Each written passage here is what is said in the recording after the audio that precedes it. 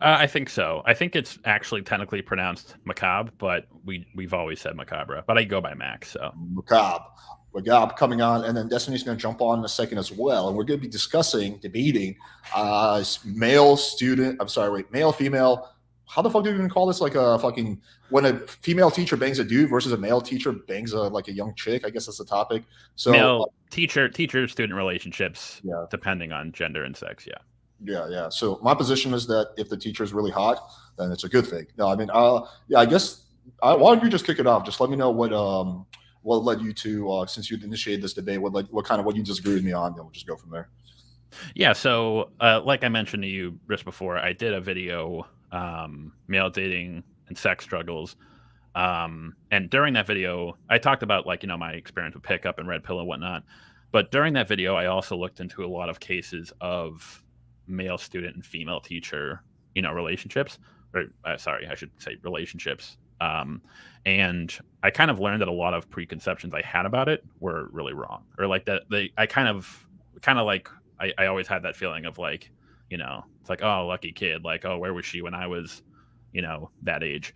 But then the more I read into it, the more insidious and the more kind of fucked up a lot of the cases I read about, and the more sort of just gross the whole Wait, sorry, situation was. I clicked the wrong button and I lost you about 20 seconds ago. If you could just go back 10, 15 seconds to what you were saying. Oh, no worries. Yeah, so basically, I made a video talking about the effects that young men can have in regard to like these female teacher quote unquote relationships. I don't like to use that word.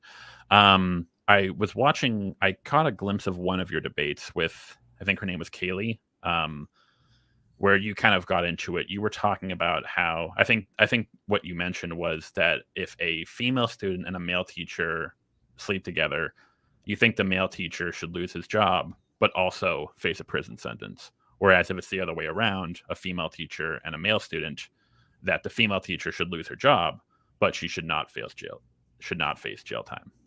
She should lose her job and be promoted to Hing. No, I mean, yeah, generally, I mean, I feel like I don't have like a strong position exactly what should happen. I guess my whole thing is that I think it's less bad from a ethical perspective when it's a female teacher and a male student. But also there needs to be some like it's not all black and white. Like there's a big difference between whether the student is 8 or the student is 16, right? I would punish those completely differently. So there are Well, they it's not like I'm saying like doesn't matter how old the kid is. Like I think that if the kid is like 10 years old, then like yeah, that should be punished with like prison time. But I do think there is a big difference between a like if the guy is 16 and he has sex with a 30-year-old teacher versus vice versa, the girl's 16 and she has sex with a 30-year-old teacher. And I do think that that should be, if it's the male teacher and the female student, that should be probably punished more severely. I mean, whether the female teacher should go to jail, I don't know. Maybe she should get like probation. I don't know. I feel like that's more of like that we're kind of getting into the weeds of it. But my general premise is that the impact is different, and thus the punishment should be different. So just to touch on your first point in regard to age, so I agree, and the law does too. So that's sort of like that's what statutory rape is. So if it was a case of like a teacher sleeping with like or raping an 8-year-old student, that wouldn't be classified as statutory rape because that is at the age where it's like the kid doesn't even know what sex is probably. Whereas if the student was say like 15 or 16, that would fall under the category of statutory rape, where they are saying yes, they are technically consenting to the relationship, but legally they cannot do so. So there is a difference there, but and we can kind of get into that because I think that is an interesting conversation, a lot of nuance. But I'm still sort of hung up on, so why in your mind would it be different? So let's say, male teacher, 16-year-old female student, female teacher, 16-year-old male student. Why is one considered worse in your eyes, I guess? I think there's several factors. I think first of all, start off with the social impact. So, if, for example, if a female teacher sleeps with a 16-year-old male student, it's going to be a positive. It's going to be neutral or positive in terms of his social reputation at school. People are going to be giving him high fives and say, "Yeah, man, good job." He's not going to face any social repercussions. Versus with a chick, it's going to be the opposite. There are going to be social repercussions for her. A lot of people are going to call her slut, or it's just going to be the way it's going to be handled by their social circle is going to be totally different. So for one of them, it's either a social boost or social neutral. Another one, it's like close to a social suicide. Really, I feel like that really takes a big toll on the girl's reputation. The second, I think, is hang on real quick. Do you mind if we go by one, just so I don't get go ahead. caught up? Go. Yeah. So this is actually kind of a misconception I used to have in regard to this, where it's like, yeah, the kid's gonna be like, he's gonna be the man, his friends are gonna be cool with it. But after actually like reading into a lot of these cases, this really is not the reality. Let me try to find. Well, like, okay, like, why would you say? Because, for example, I have one of my roommate, actually, he lost his virginity to his teacher. He was 16, I believe. I can get him if he goes downstairs. He was 16, the teacher was like 30 or something like that. And like, he describes it as a positive experience. He like brags about it, and seems like his friends like find it really like kind of give him props for it. So I know that's anecdotal, but that's like one person I directly know who I interact with every day. And for him, it sounds like it was like very much a positive experience. Yeah. So, well, in some cases, that the victim might say that, but that also might be the case in the experience of a female. However, the experiences I'm talking about, there was the case of Vili Falau. So that's sort of like the big one that I talked about in the video.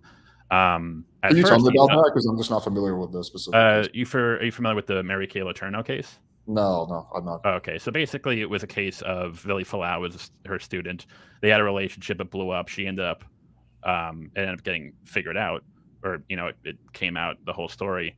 And he basically, once it came out, he basically sort of like his life became a living hell. At first, it was like, oh yeah, cool, like that's so badass. But then it started to go too far. His friends started to like, he got mocked and teased about it throughout the entire school. He was called a teacher rapist. Eventually, it got so bad to the point where his own family would like make fun of him for it. They would tease him about it. There was also the case of, sorry, I'm just trying to find. Oh, here it is. The case of Cameron Clarkson. He was a 16-year-old football player. So sort of the same deal. He had him and his teacher slept together, and he kind of bragged to his friends about it, thinking it would be awesome. But then after it came out, basically the entire town turned on him. He had his lawn defaced. He had his locker destroyed. Wait, basically, it was he was like he was crippled or something. Oh no, sorry, locker, like school locker. Oh, locker. Okay. Yeah, he had his locker defaced. His lawn was destroyed. Basically, his entire community turned on him. There was sort of this idea that the idea was that he ruined this poor teacher's life by sleeping with her. So I'm sure there are some cases where, hey, the kid, like, oh cool, yeah, high five. But I found more and more cases where actually the kid's life becomes like a living hell. Because again, at first it's like this fantasy of like, oh, I'm sleeping with my teacher. This is so cool. I'm going to be the man. I'm going to brag to my friends. But then your friends find out. And then everyone in the school knows. And then their parents find out. And then your parents find out. And then the entire city knows. And then all the teachers know. And so like that fantasy of where you think you're going to be like the man, it's going to be cool. It actually ends up turning into not a fun scenario to be in. There was actually a case where, from my own personal experience, a friend not really a friend, acquaintance, I guess, at my high school, he ended up having a relationship with the athletic trainer. He was 16 at the time. And at first, he thought it was cool. It's like, yeah, awesome, whatever. But then after it blew up, the entire town, like I lived in a small town, so the entire town knew about it. Everyone in school knew about it. The teachers knew about it. And eventually it was just too much for him to take. He eventually transferred out. And I think it actually fucked up his graduation timeline. Because at first it was like when you're kind of in the moment, you're like, oh yeah, this is so cool. This is a fantasy of mine. But then when it actually goes into reality, when the actual consequences kind of hit you, it is not fun. It's not a fun place to be. I wonder though, how much of a role does the hotness of the teacher play? Like in those cases you mentioned, was the teacher actually like really attractive, or was she kind of busted? The teacher in my case the athletic trainer was attractive.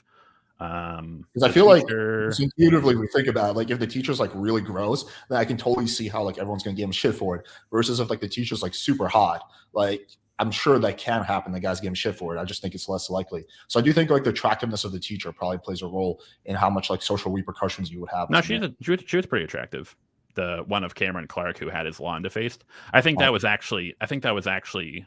This kind of goes back into sort of the psychology of this whole thing, where a lot of these female teachers will, like, that's sort of like what's weird about it, where they're pretty, or at least the ones we hear about, they're in some cases like substantially attractive women, mm. and in many cases the reason that they'll end up preying on these boys is because they know that if shit blows up, they can kind of like bat the eyelashes, and they can kind of like, oh, little old me, you know, Well, I like, mean, they know oh, they're going to lose he their can't. job. There's no way that can happen where they don't lose their job. Like the best case scenario, they lose their job and they're barred from teaching forever. Worst case scenario, Yeah, they go to prison. So, I mean, I but feel then like, they still committed statutory rape. So then the question yeah, I have for you is, again, in that scenario, why would a male teacher be jailed for doing the same thing with a female student while a female teacher would not? yeah. So let me just quickly address the stuff you were saying, and then let me answer your question. So I guess this is kind of the tricky position we find ourselves in because we're both like kind of playing the anecdote game. So, for example, I truly believe the anecdotes you gave me. I'm sure everything you're saying did happen the way you said it. So, sure, you have anecdotes where it was a negative, and I have a one really good one, another one that I trust as well. So at least two anecdotes where it was either neutral or positive. Well, actually, both are kind of positive. So it's like, okay, so in order to really get to the bottom of this, we would need some kind of a study, right? We would need to look at, okay, what percentage of people of male who slept with their teacher had, was it positive, negative, neutral, right? And obviously, nothing like that exists. So that's kind of the hard thing about where we're at with that. It's just like But I have this anecdote, so you have that anecdote. It's like, okay, whose so, anecdote takes precedent? but if the issue there is that it's all anecdotes and we don't have a study, wouldn't the default position to be have the punishment be the same for the male and female teacher? No, because I think that again, the repercussions. I think the repercussions are worse when it's the male teacher and the female student. But again, if we don't know what the repercussions are, like you said, we only have anecdotes, we don't have a study. And again, we just threw back anecdotes. So it seemed kind of like, and again, I want to make clear that I'm not basing my judgment on this based off like the outcomes of certain anecdotes. I'm sure there are some cases where it's a female student where it really fucked her up and it really affected her life moving forward. Or there may have been cases where it was a female student and, nothing bad came of it. I think there are even cases where, teacher and student relationships end up marrying like later down the line. Well, I guess But the in question I would have is that if they're still committing the same crime, which is statutory rape, why would the jail penalty be different for the male and female teacher, especially considering that we don't have any hard data to substantiate either way? yeah. So I mean, it would kind of be like the same answer to if, for example, you punch me in the face versus you punch a chick in the face, right? Like, I think we can agree that you punching, assume it's unprovoked, you punching like 100-pound girl, like, is worse than you punching another guy, right? Like, at least But socially. I don't know but if legally, but socially, everyone would recognize that. Like, you but would be we would given way more both shit if they you would attack. both be under arrest for assault, right? Yeah, sure, from a legal perspective, right? But I'm Yeah, saying because from a social that's what we're talking but I'm saying about. from a social perspective, like, there will be way more stigmatized for you to attack a girl than attacking a guy.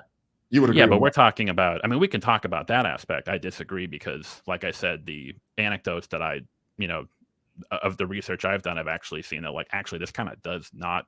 It's not like a hey, high five, guy, this is awesome. It actually makes their life a living hell. Vili Falau, he ended up actually, when he was 16, he attempted suicide because it was just fucking living hell. But if So we're talking let me offer like a different from a legal standpoint, again, I'm still not connecting why we would have different standards for the male teacher that we would for the female teacher.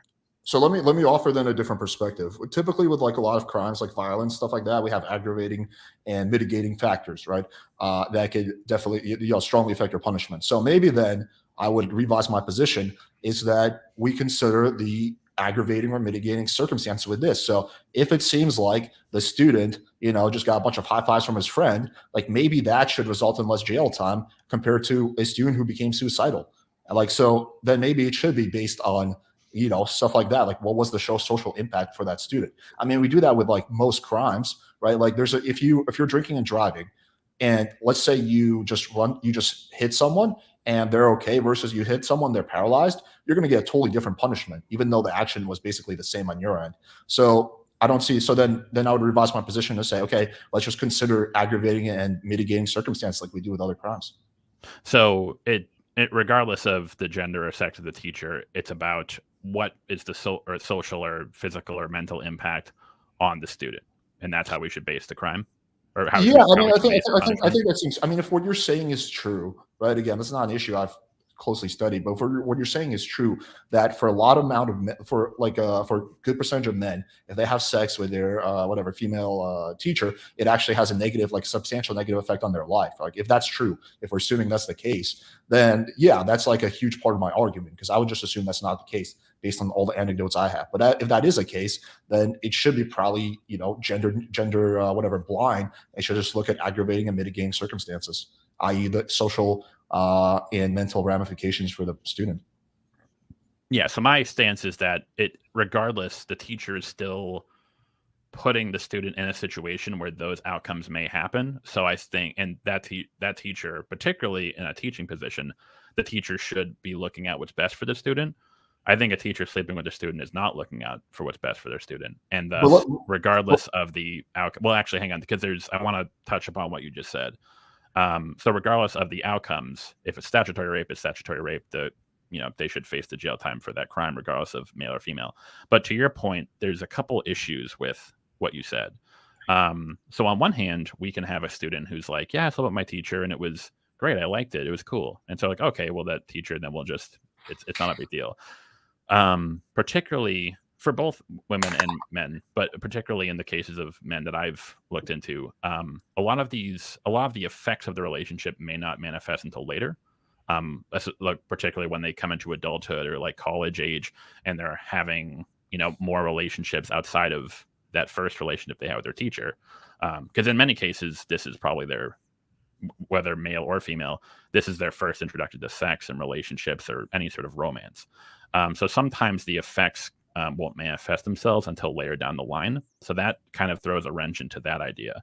But also the issue is that when we're talking about asking the student, the victim of statutory rape, how they feel about the act, that runs into a huge issue, particularly when we're talking about like younger age kids. If you actually look into a lot of like, female teachers, molesting their male students, you don't find like, it's not like 17, 16. In some cases it is, but you'll very often see 14 or 13 or 12. And in a lot of cases, that's when the sexual contact started. But sometimes these females, like they had these kids in like middle school. So this has been like a grooming process over many years.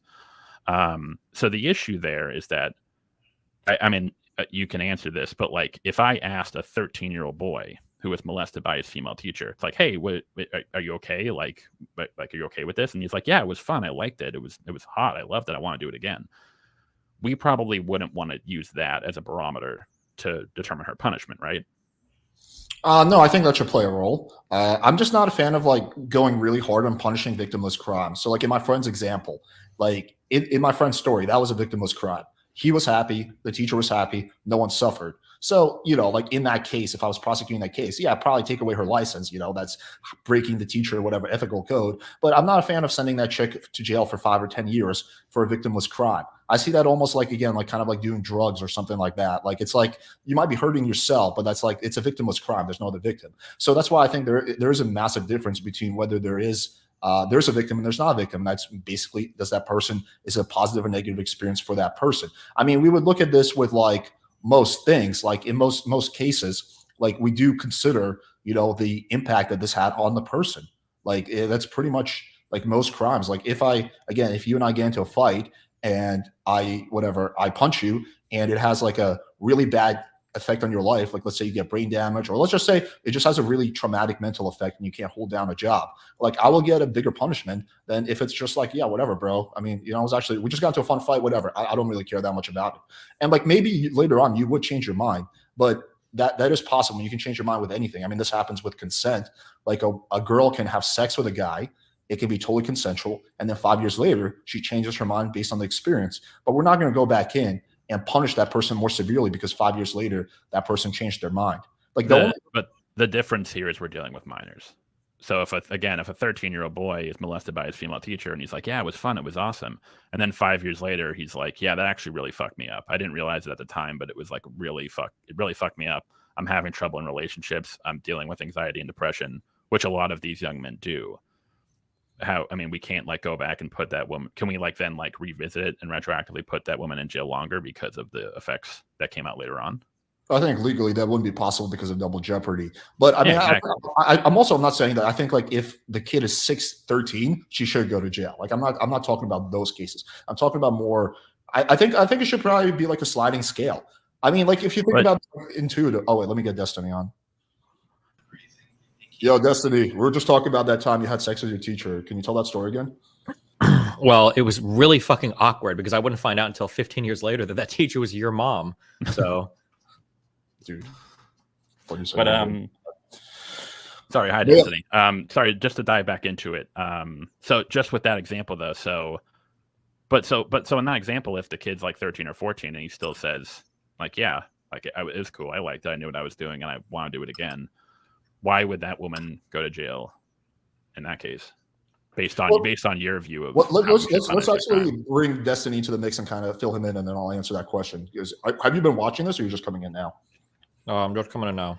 Yeah, so let's kind of explain to him really quickly where we're at with this discussion, because otherwise he's going to be like just lost. So basically, right now we're having a debate about the impact of teachers having sex with their students, whether it should make a role where the teacher was female or male. So Macabre, I think, has a similar position as you, is that it doesn't matter whether the teacher was female or male, right? It's equally wrong either way. The argument I've been making is that there's kind of needs to be nuance to it. And if the student was like a 17-year-old male and the teacher was like a 30-year-old female, and like it didn't negatively impact the student's life, I think that should be different punishment compared to the fact if it's like a fucking 30-year-old male and 16-year-old female and that chick is like traumatized, you know? So that's kind of where we're at with this discussion right now. Yeah, so just to nuance that, so because we kind of switched the argument. So at first we were talking about there's a difference between a male teacher and a female student sleeping together than a female teacher and a male student. But then we kind of amended it to say, or you sort of amended it to say that, well, it's about the severity of the crime and the effects that it has on the student. So it's not really a gender thing anymore. It's more about if it is shown that the student suffers, whether mental, physical, emotional distress from the interaction, then the jail sentence should be, heightened. The issue I have is that, especially when we're talking about younger kids, like, 15, 16, sometimes the effects of these relationships may not manifest themselves. Well, not only do I not see a difference in the effects between men and women based on all the research I've done, in terms of the negative effects it can have on their lives, but sometimes these effects may not manifest themselves until years down the line. So again, like if it's like a 14-year-old boy, he's like, and he gets molested by his teacher, and the kid's like, yeah, it was fun, I liked it, it was awesome. But then 5 years later, he's like, yeah, no, I thought it was fun at the time, but looking back, because we see this a lot with like in any sort of like abusive relationship. Sometimes when you're in it, you don't really realize that, like, actually, no, that was kind of fucked up. Actually, no, that was not a healthy relationship. Or she did a lot of shit that I wasn't comfortable with, but I wasn't able to recognize at the time because I was underage. I was a minor. Yeah, but I think you can make that argument about any type of relationship. Like you can be like, people typically start dating around 13, 14. Like I had my own first girlfriend when I was 13, right? And like you can go back and be like, yo, you know what? That was a really fucked up relationship I was in 5 years ago, right? Like you can retroactively change your mind about a lot of things. That's why the legal system. The difference is though is that there's a minor involved. Right. No, I understand that component. Right. So I'm not saying that like teachers should be get off scot-free. What I'm saying is there should be nuance to it. And we should take into consideration a lot of things. Like I think the kid's age there should be a massive difference between whether the kid is 13 or 17, guy or girl. Right. So there should be kind of like a sliding scale when it comes to punishment. And the other factor that should be considered is the impact on the victim, right? Whether that student became suicidal afterwards or he was just getting high fives from all his friends. Like that's another thing that should be considered. You're saying, well, sometimes he might have a positive opinion on it, but then 5 years later realize it was negative. But that every single thing is like that. You can say that about any possible interrelationship dynamic activity, anything. You can think something's good in the moment and change your mind later. I mean, that's why I guess you can have like during court cases that have psychiatrists like testify, right? Because they're trying to like literally, they're like, okay, well, we don't even trust you at your face value what you're saying, so we're gonna have a psychiatrist testify and give his opinion on the situation. So I mean, that's I just want to kind of like get a nuance there when you kind of keep using the words change your mind.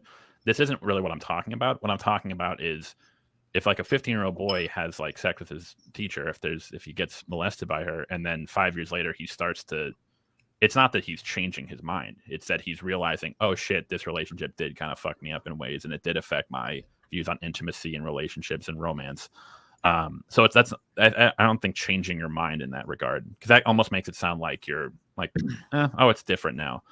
But the issue there is, again, in regard to the difference there is that we're dealing with minors. The entire reason that we have statutory rape laws is because even if a kid is like 13, 14, 15 and they think, oh, I want to do this, this is something that I want to engage in, the implication is that it's like, well, are you fully capable of understanding the ramifications of what might occur down the line? So for example, there have been many cases where there have been female teachers and male students, and as a result of them, having sex, the teacher becomes pregnant, and then that male student's kind of like, for the rest of his life, he has no recourse in regard. There have even been cases where male victims of statutory rape have been sued and been forced to pay child support.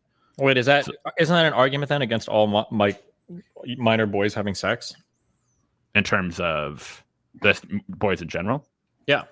Well, the difference there is in one case, because he is having sex with someone who is above age. Again, yeah, but what's the difference there? Like girls that are below age can still get pregnant, right? Yeah, but in this case, we're talking about the punishment.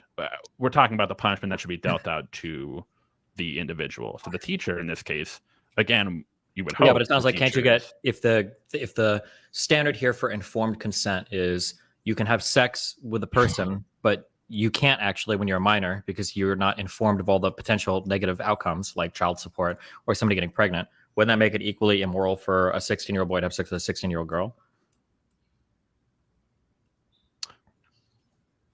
Well, no.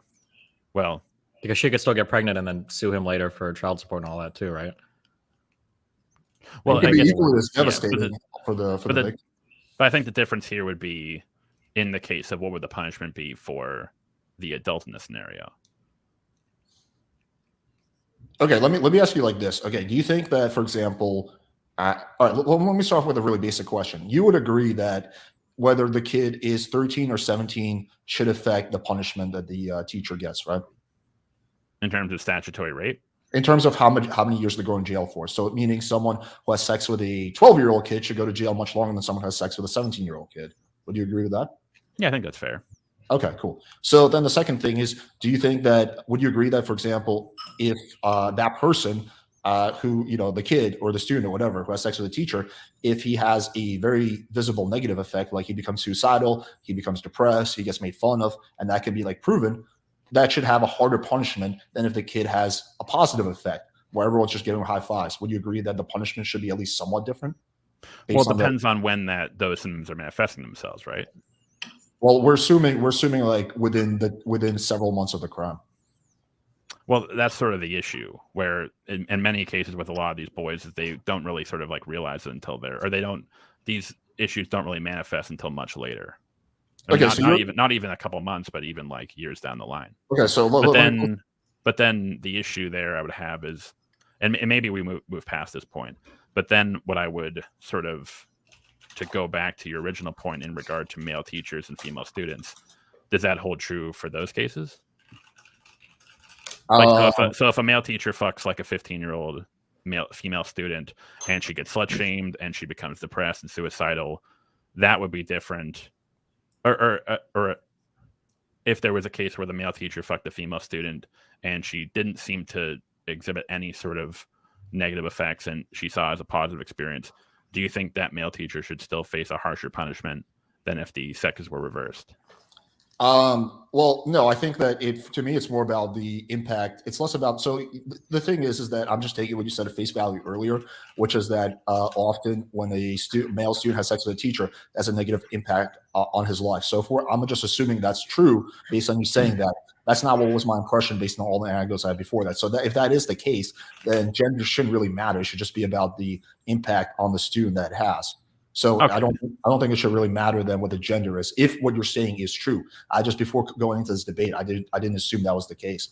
But yeah, I think, okay, so let me pose the question like this. You're a judge, right? I make you the judge. You're the grand fucking Supreme Court leader of the United States. You have two cases. They're similar and different in some ways. So here's the similarity. They both involve a 30-year-old teacher and a 16-year-old kid, right? Who's a male. In one of the cases, the 16-year-old kid, when he testifies, he says, he's like, honestly, it was fully consensual. I was super into it.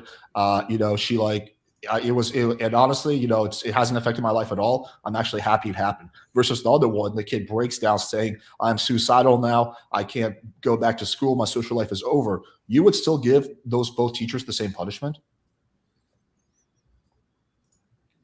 Oh, is that to me or Yeah, to you.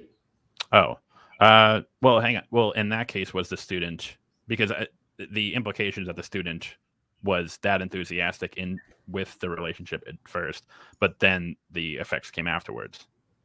Let's assume it was both. Neither one of them was like rape. It was just statutory rape. Neither one of them was like they were both like initially like, I'm super. Yeah, they were both initially down, but one of them, it had a super negative impact on his life. He's suicidal. Another one is like happy about it and like thinks it was a positive experience. I'd give him the same punishment.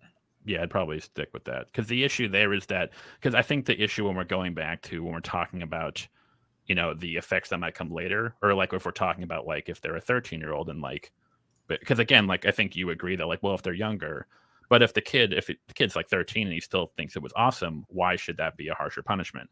Because we kind of agree that there's something else, there are some gray areas there. So the issue, the best way to sort of accommodate for them is to just give them the same punishment. Well, I think that I disagree with that. I think with pretty much every crime, we have aggravating and mitigating circumstances. That's how literally every single thing works, including murder. We look at all those things. So why would this be any different? Like, why would we not look at aggravating and mitigating circumstances? And because the crime itself isn't based on the effects, like it isn't based on the specific effects, whether it was positive or negative. It was the fact that the adult in the situation engaged in sex with a minor. That is the issue right there. Whether that minor thinks it was like a good thing or they didn't like it after the fact, when the teacher in that situation said, yes, we're doing this, that. But why is it if I drink and drive and I hit Destiny, and one of the examples he's fine, the other one he is in a coma, I get a much bigger punishment if he's in a coma? My action was exactly the same. I was recklessly drinking and driving, but my punishment would be totally different. Why would that be the case there? Well, it's not, because in one case that you're committing the same crime, drunk driving, but in one of those cases, in that situation, is causing a lot more harm, damage on Destiny. So wouldn't it be the same thing here? If one of those situations you're causing a lot more harm on the student, therefore that should be worthy of a bigger punishment. If the harm is issue, but again, the issue is that for a lot of these cases, like this sort of trauma and stuff, the repercussions don't come. It's not like a thing where it happens like immediately after. Yeah, but you can make the same argument. Destiny's fine for the first 5 years, and his back starts hurting, and then he's a cripple and can't walk. Like, you make that argument about anything. Yeah, but in that case, we kind of go back to my argument where it's like, if like 5 years after the fact, the student like comes out and says, "Hey, actually, I'm realizing that like that was really fucked up. I'm suffering from anxiety, depression, what have you." You kind of agreed that we can't go back and like jail that teacher. It's like, well, hey, because there's limits on like how long you could convict someone for. I forget what that term is, but yeah, we have limits on that. Yeah, but I think in that case, the thing would be, it's like, okay, well, you're committing statutory rape, and thus the punishment for it should be the one for statutory rape.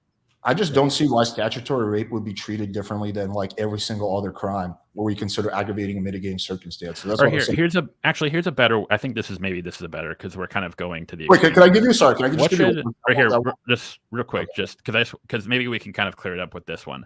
So let's say a female teacher does have sex with like 15-year-old, 16-year-old boy, and then after he's like, yeah, no, I was cool with it. It's fine. I don't have any regrets about it. Do you think that woman should not be jailed at all? Ooh.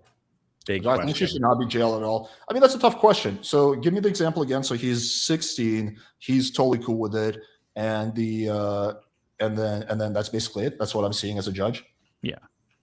I would. Does she have a criminal record, or is this the first time? First time. First time. Yeah. If I was the judge, this is going to be a hot take. If I was the judge, I'd probably take away her teaching license, put her on probation for 3 years. But yeah, I would probably not put her in jail. Damn. I think we have enough serious fucking criminals who are doing like very malicious shit that's hurting a lot of people, and our jails are overfull, and we have the highest incarceration rate in the world. That the last thing we want to do is put hot teachers away who are not really hurting anyone by fucking. So only the hot teachers would escape punishment in your world. Alex, you gotta. Well, the hotter the teacher, the less the punishment. Yeah, if as the judge, I suspect that the teacher is busted, and like that she's. Well, that unfortunately is, I think, a factor in a lot of these cases where, like the Cameron case that I mentioned to you, where it's like, even though she was the adult in the situation, it was framed as if he ruined her life because, she's this sweet teacher and she didn't realize what she was doing. When in reality, like she knew what she was doing. Well, I don't have like a hard position on whether she should get jail time or not. I think if you want to make an argument that she should go to jail for a few years, I'll be okay with that.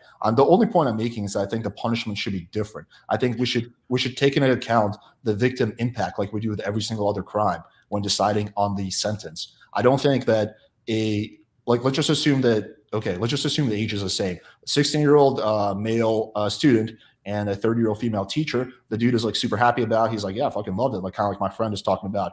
Versus we have a 30-year-old male teacher, 16-year-old female student who's like depressed, says that she felt taken advantage of, says she's suicidal. Like I just don't think those two should go to jail for the same amount of time. Like I think there should be a difference. Ooh. Well, I think the issue there is that when kind of going back, even if I still would probably say like they should be sent to jail for the same amount of time, even if if it was the teacher and the student had a positive, like they said they had a positive experience versus a negative one, I think it should be the same. Now, I could maybe see an argument because in a lot of these cases, it doesn't just stop there. It kind of like it'll start with that one encounter, but then the kid's like, actually, I'm not comfortable with this. And then the teacher will kind of get a lot more possessive. Like they'll threaten them. They'll do all this like really fucked up shit. And that's kind of when the kid realizes. Well, yeah, that should be a massive aggravating. Well, but in those cases, so I could maybe see an argument for, hey, maybe if like there was like it was that sort of shit where it was like the woman was being very predatory and like way more like intense and like manipulative, maybe I could see an argument for like, okay, maybe we should give her a longer sentence than this woman. But I think the idea that a female teacher like molesting one of her male students not going to jail at all, I think that's the linchpin where it's like that to me sounds insane. Yeah, I don't have a firm position on that. If you think she should go to jail for a year or two, I'm not going to like fight that. I'm just saying that the punishment should be different. And I do agree with you that how predatory the teacher was, regardless of sex, should play a role. Was there coercion involved? Like that's a huge factor. Who was the one that initiated, right? Like I think all those things should play a role.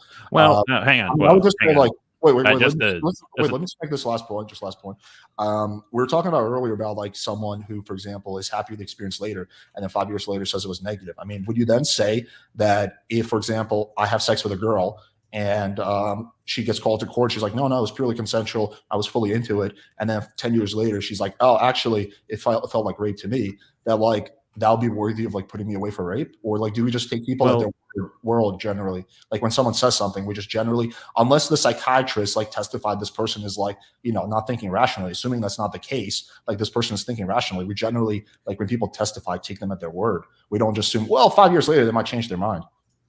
Again, so if I use the example, would you take the word of a 13-year-old over the word of an 18-year-old? Depending on what? Like, what are we talking about here? Here, let's use it better. Like, because we kind of discussed this earlier. If a 16-year-old male student says, yeah, it was awesome, I was cool with it, it was fine, no problems here. But then if it was a 13-year-old male student and he said, yeah, it was cool, no problems, I was cool with it totally. Would you see a difference between those two situations? Or would you? Well, I would punish them differently. Because I think but why? He said he was cool with it. Well, because I think that even though we need to, for like simplicity and legality's sake, we need to like have a number for what is like the age of consent. I think consent is a sliding scale. So someone who's 16 is more able to consent than someone who's 13. Someone who's 19 is more able to consent than someone who's 16. And honestly, a girl who's 30 is more able to consent than a girl who's 18. We just look at those the same because there's really no other way to do that. But in reality, like a girl who's 30 has more ability to consent than a girl who's 18. And it goes like that all the way down. So the younger you are, the less ability you have to consent. And as you get older, your ability increases. At 16, you're probably not at your full ability to consent, but you're much further along than when you were 12. Damn. So the issue there is, the issue there is that, like, you are correct that we have to have a hard line, and we do. And that is, and I believe in the US, in most of these cases, 18. So the question is like whether or not the kid was 16 or 15, or whether they wanted it or they were kind of uncomfortable after the fact, it would still be stastatory rape, and thus the crime would be the same. What if it's a mistake? But the issue, to kind of go back to your point when you were talking about, because you kind of keep sort of like saying this thing, you keep using the example of like, well, what if a girl like 10 years later changes her mind about our interaction? It's like, that's not what we're talking about. We're not talking about a kid changing his mind. We're talking about like, hey, when I was like 15, I didn't realize, because again, we're talking about, that's the second part is that we're talking about a minor. That's the whole point that we have statutory rape laws, is because, hey, this person's too young to sort of maybe be able to judge the situation as an adult would. So if 10 years later they start to say, it's like, hey, actually, yeah, no, looking back, I did realize that I was in a really fucked up situation. And I'm starting to deal with the effects now.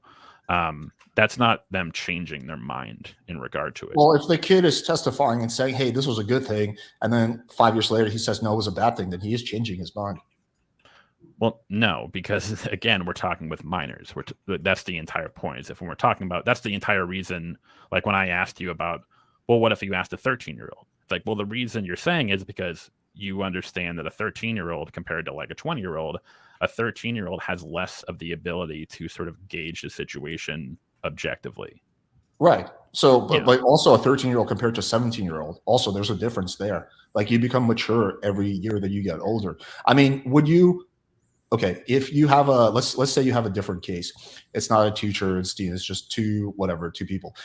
There's a 30-year-old guy who has sex with a 17-year-old girl versus there's a 30-year-old guy who has sex with a 12-year-old girl. Would you punish those differently, or would you punish them the same because they're both statutory rape? Well, it would definitely be for statutory rape. But what would the punishment be different for the 17-year-old compared to the 12-year-old? Probably I would give them the same. Damn. What about if the girl is 7-year-old versus a 17-year-old? What if it's 7 months old? Let's go all the way down.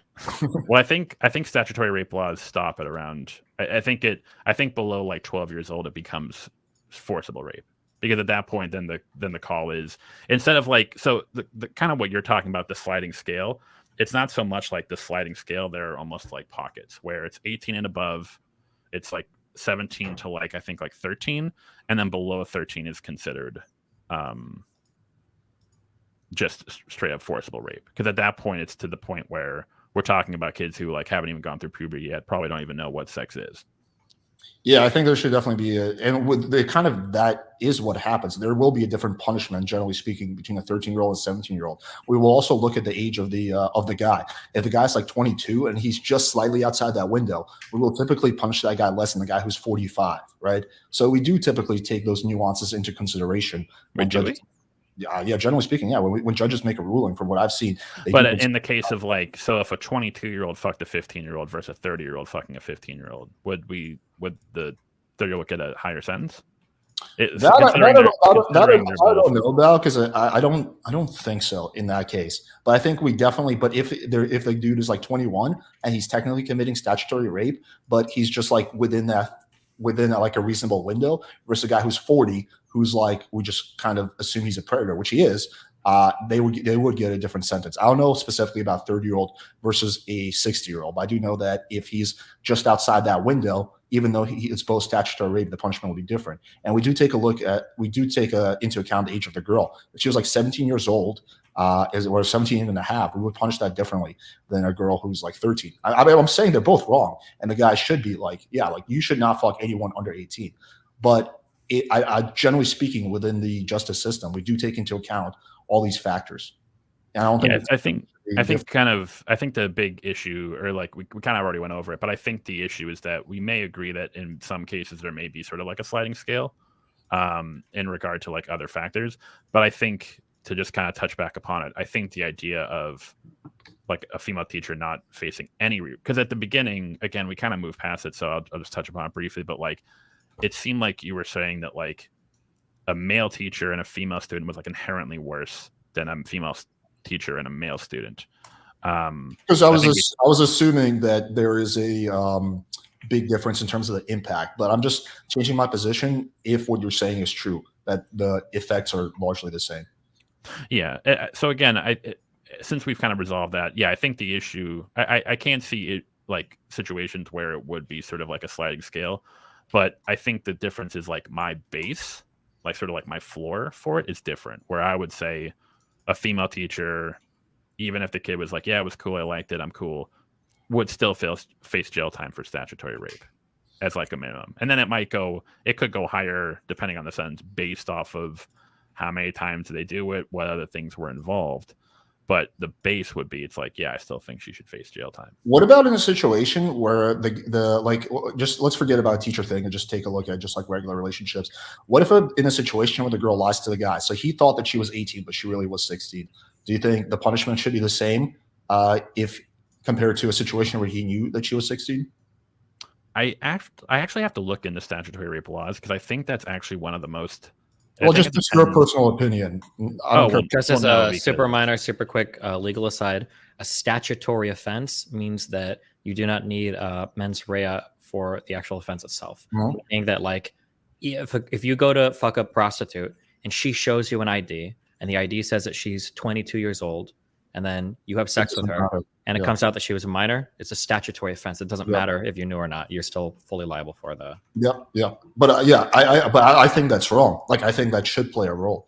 I guess I'm curious where you stand on that, Mac, and you as well, Destiny. Yeah, do you think if the guy was lied to and he thought the girl was 18, he thought he was, like doing everything by the law, but she lied to him, she was 16. Like, do you think that guy should get a different punishment compared to someone who knew the girl was 16?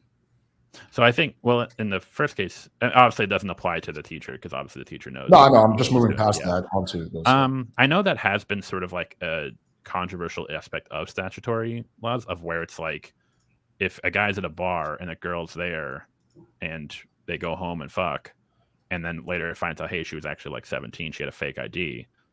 It's like, well, in that case, if he might be still liable based on the law, but was it reasonable to assume that he presumed that she was over 21, or at least over 18 in that circumstance?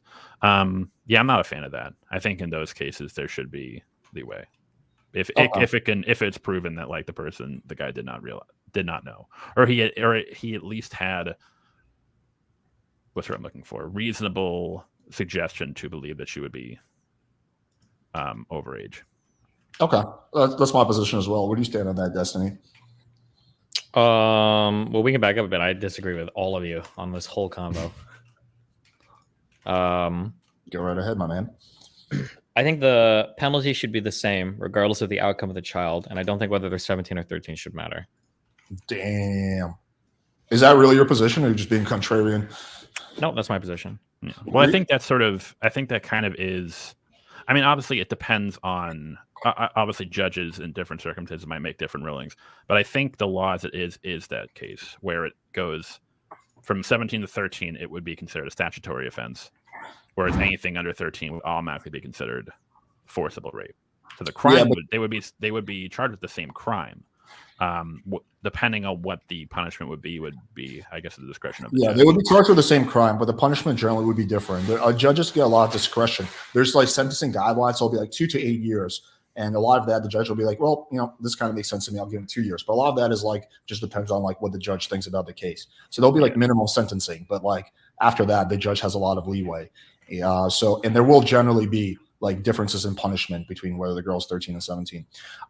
Okay, so let me pose this question to Destiny. So let's just take the current like U.S. law aside and just pretend like you are in full control to make any policy you want. Where like Destiny, you're the great leader. We need you to take over our legal system.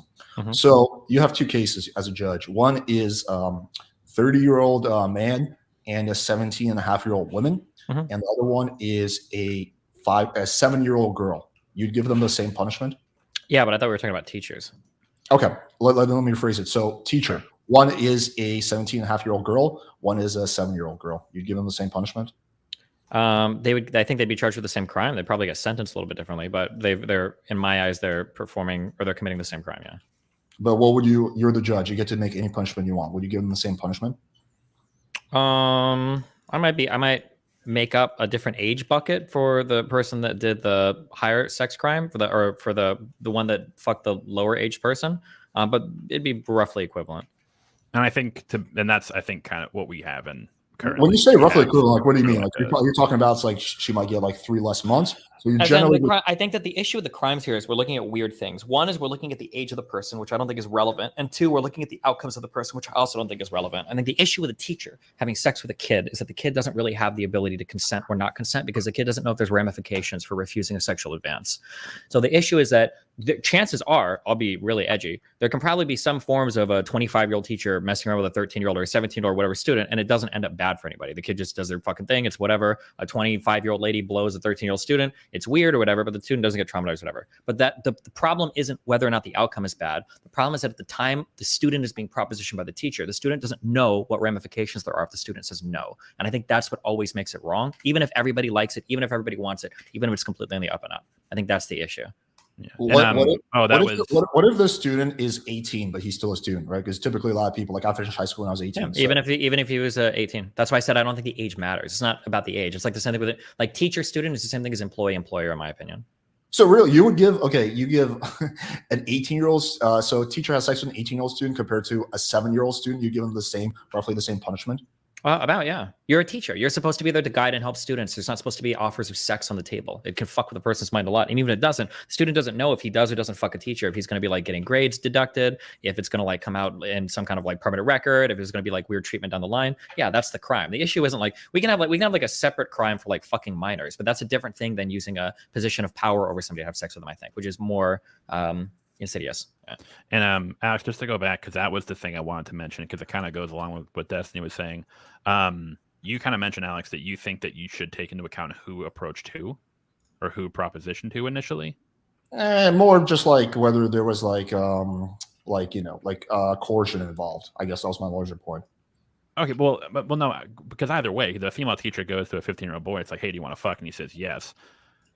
It's not like she's like, I mean, there's, again, like what Desi was saying, there's sort of like, because she is his teacher, there may be this implicit threat there, or there's these implicit consequences. But what I'm saying is, like, I don't think it would matter at all if whether the 15-year-old student like went up to the teacher and it's like, hey, what's up? You want to fuck? Yeah, I think there's a big difference in if whether like the student was the one that was like trying to fuck the teacher and eventually she's like, whatever, she just gave in, versus the teacher was like, hey, if you don't fuck me, you're gonna get an F, and she was like literally like pushing and coercing the student to having sex. I think there should definitely be a big difference in how those two are punished. Well, no, even the example you gave, that's wrong. That might always be what's on the table, and the student just isn't sure. Like if the teacher comes up to me and it's like, "Do you want to fuck?" and it's like, "Well, fuck." If I say no, like. Even if it's not explicit, again, this is kind of why boss-employee relationships aren't, because there's always that sort of, and even this kind of even goes back to like when we're talking about, and this is kind of why it's so insidious, is because if a boss propositions their employee, even if there's no explicit like, hey, if you don't do this, this is going to happen, there's always that sort of in the employee's head, like, oh shit, if I don't do this, what if he does this? There's no way to know that they will, and it's never explicitly stated. But it's always there because there is that power dynamic. But that's in any kind of power dynamic. But we generally, with pretty much every other crime, we do consider like the way things went down. Like there's a big difference between someone voluntarily agreeing to something, even if in their mind maybe they were like subconsciously thinking, well, if I don't do this, blah blah blah, versus someone like explicitly putting massive amount of coercion on that person. Like we would punish that differently. And like, I don't know if we would. I think it depends on the crime. So for instance, regardless of what we feel about whether or not the Tates did it or not, but like in Romania, for instance, we talk about like sex trafficking. It doesn't matter if the person can fully 100% consent to everything that's happening the entire time, and the prosecution still wouldn't take that into account. They would say that you were a victim, you were deceived, they brought you out, even if you like it, even if everything turned out okay, even if you whatever. Witness testimony can never exonerate somebody being accused of sex trafficking because the witness isn't relevant at that point. And I think it would be similar for like a employer, employee, or teacher, student, or whatever. And that like even if the student's like, oh no, it's good, I like it, like the teacher didn't know that at the time. The teacher has no idea if the student is actually consenting or not, but they're still going along with the same type of action. Yeah, and well, first of all, I do think the judge would punish that differently if the based on the victim testimony, I do think judges take that into Sure, account. you can punish it differently, but like what the sentencing guidelines ought to be is a fundamentally different question than is it the same type of crime, right? Like fucking a 12-year-old and fucking a like 8-year-old is probably like the same type of crime, but you might punish one more harsh than the other. That's the only thing I'm saying. I acknowledge it's the same crime. I'm just saying that the punishment should be the different. difference was the sliding scale amount. Like it seemed like in your view, it's like for the sliding scale was like if the student was cool with it, then the female teacher like when you like she shouldn't even go to jail in that case. That was kind of like, whoa, that seems a little bit. Whoa, that seems. Yeah, if I was the judge and I have a situation where the dude is 17, he's like fully happy about it, he's like go lucky, like just going back to the analogy of my friend who's like super happy about the experience. Yeah, I probably would put her on probation, take away her teaching license. I probably would not put her in jail. I think there's people who deserve to be in jail much more than that teacher. And yeah, I'm just not. Wait, what is that? That argument is so Yeah, weird. There's yeah, plenty of they- people that deserve to be in jail more than people in jail now. That doesn't mean the people in jail now should all be released, right? Yeah, because that. Well, no, if we go down I the line, think with people that, should be released for victimless crimes. Like if you're just like doing drugs, I don't think you should be in jail. But what if you you're should- wait, what if you're attempting to scam somebody but nobody falls for it? Should you not go to jail for that since nobody fell for it and there's no victims? Like let's say I call like 30 old people and I'm like, hey, listen, your son just died. Send me $500 and I'll take care of the funeral. But nobody actually falls for it. Should I not go to jail because it's a victimless crime because nobody fell for it? No, I think you should go to jail, but I think the punishment should be different compared to if there was a victim and that person like fucking committed suicide because you stole their money. Okay, Like, I disagree, but yeah. We take that into account with like drinking and driving, for example. I understand we take that do. account with assault. Yeah, I understand we do, but Anything. I don't think we should. I think it's the same crime. Whether you DUI and you hit and kill 5 people versus hitting and killing nobody, it's the same exact crime. I think it's probably the same punishment for both. In one case, you just get unlucky, and the other one you get lucky. Which is the same thing with the teacher thing. Like there might be a teacher that fucks a student, and that student fucking loves it, and they have the fucking time of their life. They go back to their friends. They go to college feeling they've got all the self-esteem in the world because they fucked the hot teacher when they were only 15, and they feel good the rest of life. That might actually happen. Right? There's probably people that do that, and it happens there, whatever. But the teacher doesn't know that you're rolling the dice. You're gambling every time, and you're gambling with the safety and the mental well-being of your students that you're entrusted with in a position of power, and that's what makes it wrong, regardless of the outcome. I think. But the problem is that if we like punish everyone like who's a DUI as if they like ran someone over, like literally the jails will be overrun with people. Like we have to budget our resources. And so I'm fully on board with that. Listen, I'm being honest, and I'm not trying to be extremist. If my kid or my kid's mom or my wife got killed by a person that was on their fucking 7th DUI, I'm going to be number 1 in that Antifa line with my AR-15, and we're going to police stations. I would lose my fucking mind. I think that DUI shit, I think it should be treated like you've almost killed somebody every time you get pulled over. It is unfucking believable to me in the United States of America that there are people driving around with 3, 4, 5, 6 DUIs on the record. I think that at 1 or 2, you lose your license for years. That's insane. But we're Destiny, we're talking about different things right now. I agree with you that like if someone does it a second time, the punishment should be very, very severe. Right. So I agree with you on that. Yeah, but it should be the same as if you hit and kill. If you get into an accident, you're drunk driving, whether or not somebody dies is luck. Why do you get punished differently for that? That's it is luck. Alex, but we're talking about someone who does it the first time. And like as of now, there will be a massive difference. Like if you don't kill someone, you just drink and drive, you'll just get 6 months probation, license suspension, and you pay a fine. If you kill someone, you could go to jail for 10 or 20 years. Alex, if you wouldn't mind, just in regard to this topic, I don't have a position on this. I'm curious. Do you think there should be different sentences for attempted murder versus like actual like completed murder? I guess. Well, we do. That is the case, and yes, I do. Oh, I was asking Destiny just his thoughts in regard to that issue. Oh yeah, I think so. That's just really weird to me. Like if I shoot somebody, whether or not they survive, it's gonna like dramatically change the type of punishment I get. That's crazy to me. Like if I shoot a dude in the head, I'm like in the courtroom like praying, and it's like, oh, he survived. He just woke up from his coma. It's like, yes, my punishment is way less severe now. That's wild to me. I think that's fucking retarded, in my opinion. But I don't. But our corporal punishment or our capital punishment, and everything kind of takes into account like effect on the victims and societal fucking wills, and you know how big the judge feels his dick is that day, which I think is retarded. But that's how our justice system works in the United States. But yeah, or it's like, and that kind of goes back to. That's a good point in regard to the teacher, and that put it well with like the boss and the employee. The issue there, going back to like whether the kid is 13 or 17, whether they felt like it was a positive experience or a negative experience, the difference is that, and also whether or not the teacher propositioned the student or whether the student propositioned the teacher, the difference is that the teacher in that situation has the responsibility as the adult, as the person who's supposed to, who has been entrusted with the safety of this minor, to say no matter what. And the moment they engage in that situation, regardless of the outcome, they are, like Destiny said, they're rolling the dice in a sense. They're putting that child in danger. Let me ask you this question. or potential danger. This is a hypothetical to both of you. Let's say two situations. Destiny is a fentanyl dealer. One situation is I'm begging him, Destiny, please just let me get some fentanyl, please. He's like, dude, I don't know, man. Like it can fuck you up. I'm like, dude, please, please, please. Finally, he just gives me some fentanyl. Versus the other one, Destiny's trying to convince me. He's like, dude, you gotta take fentanyl. I'm like, dude, I don't really want to do that. He's like, dude, you gotta do it, man. I'm never gonna stream with you. We'll never do a collab if you don't take some fentanyl from me right now. I want to see pop that motherfucking fentanyl. Would you say that? And in both of those situations, like he gets caught, would you say the punishment should be different? No. Really? Yeah. Well, in the case of, again, it's not really analogous because in the case of the teacher, we're talking about a minor. But in that case, so you're talking about Destiny's a fentanyl dealer. You come up, like I assume you're looking for drugs. Yeah, like I spent like fucking 3 months trying to convince me to give him some fentanyl, and he finally agrees. Versus he spends 3 months pressuring me into doing it and using like coercion and saying, I will never come on your podcast again unless you take some fentanyl in front of me right now. Well, no, because the charge would still be the crime at place is Destiny selling you fentanyl. No, I know, but I'm just saying, do you think the punishment should be different? No. Okay. We would just charge him. We would just charge him for drug distribution. But I don't really care about what you would charge him with. I'm just talking purely as if like you're the judge and you get to decide the punishment. I want to see where you stand ethically, whether you think the punishment should be different. It sounds like you're saying no.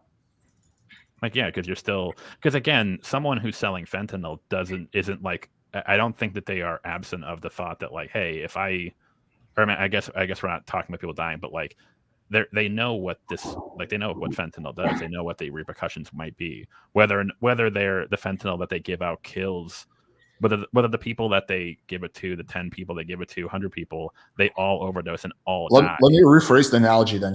Destiny's not a fentanyl dealer. He's just someone who has a prescription for fentanyl because he has back pain, because in an alternative universe, I hit him with my car while I was drinking and driving. So in one of those, he's not a dealer. He just has some. One of those situations he's trying to convince me to do, and I finally give in. The other one, I beg him for it, and eventually he just gives me a pill. Wait, so he's not selling it to you? In both cases, he sells it to me for $10. Well, that would still be a distribution of narcotics, wouldn't it? Right, but do you think the punishment should be different? No. Okay, where do you stand? Because again, we're talking about someone who is distributing narcotics, right? Well, we're talking about someone who has a fentanyl prescription, and he's a friend of mine. And in one situation, I beg him to give me the fentanyl. Another one, he coerces me into taking it. Yeah, because in either case, he's committing the same crime. Okay. I mean, I think that's okay. Let's see where Destiny stands on that. I think you can probably have different crimes for like coercing somebody or offering drugs versus just being like somebody that people buy drugs from. We could probably say there's like a different crime there. Well, I think it's a totally different punishment. But then the question is, like, when you're saying coerce, are we talking about? Because again, like or we're just talking about like Destiny coming to you and being like, "Hey, man, come on, let's go, come on," or is he like coercing you in the sense of like would he like if he like lied to you about the side effects or something? No, he's saying that he'll never go on my channel again unless I take fentanyl in front of him. Yeah, probably no. I don't know if that would be like a sufficient level, because I do agree that like coercion, there are methods of like coercion that can be impactful. I don't know if that would be a sufficient one. Okay, I would totally look at those two cases very differently if I was a judge. Like if it was something like, again, like if we're talking like a boss, like something that like is like do you think in that case would you not being on Destiny's channel anymore be like a massive threat to your livelihood? Well, we don't really know that. As the judge, you don't really know that because I'm dead either way. But you're just taking a look at the actions of Destiny.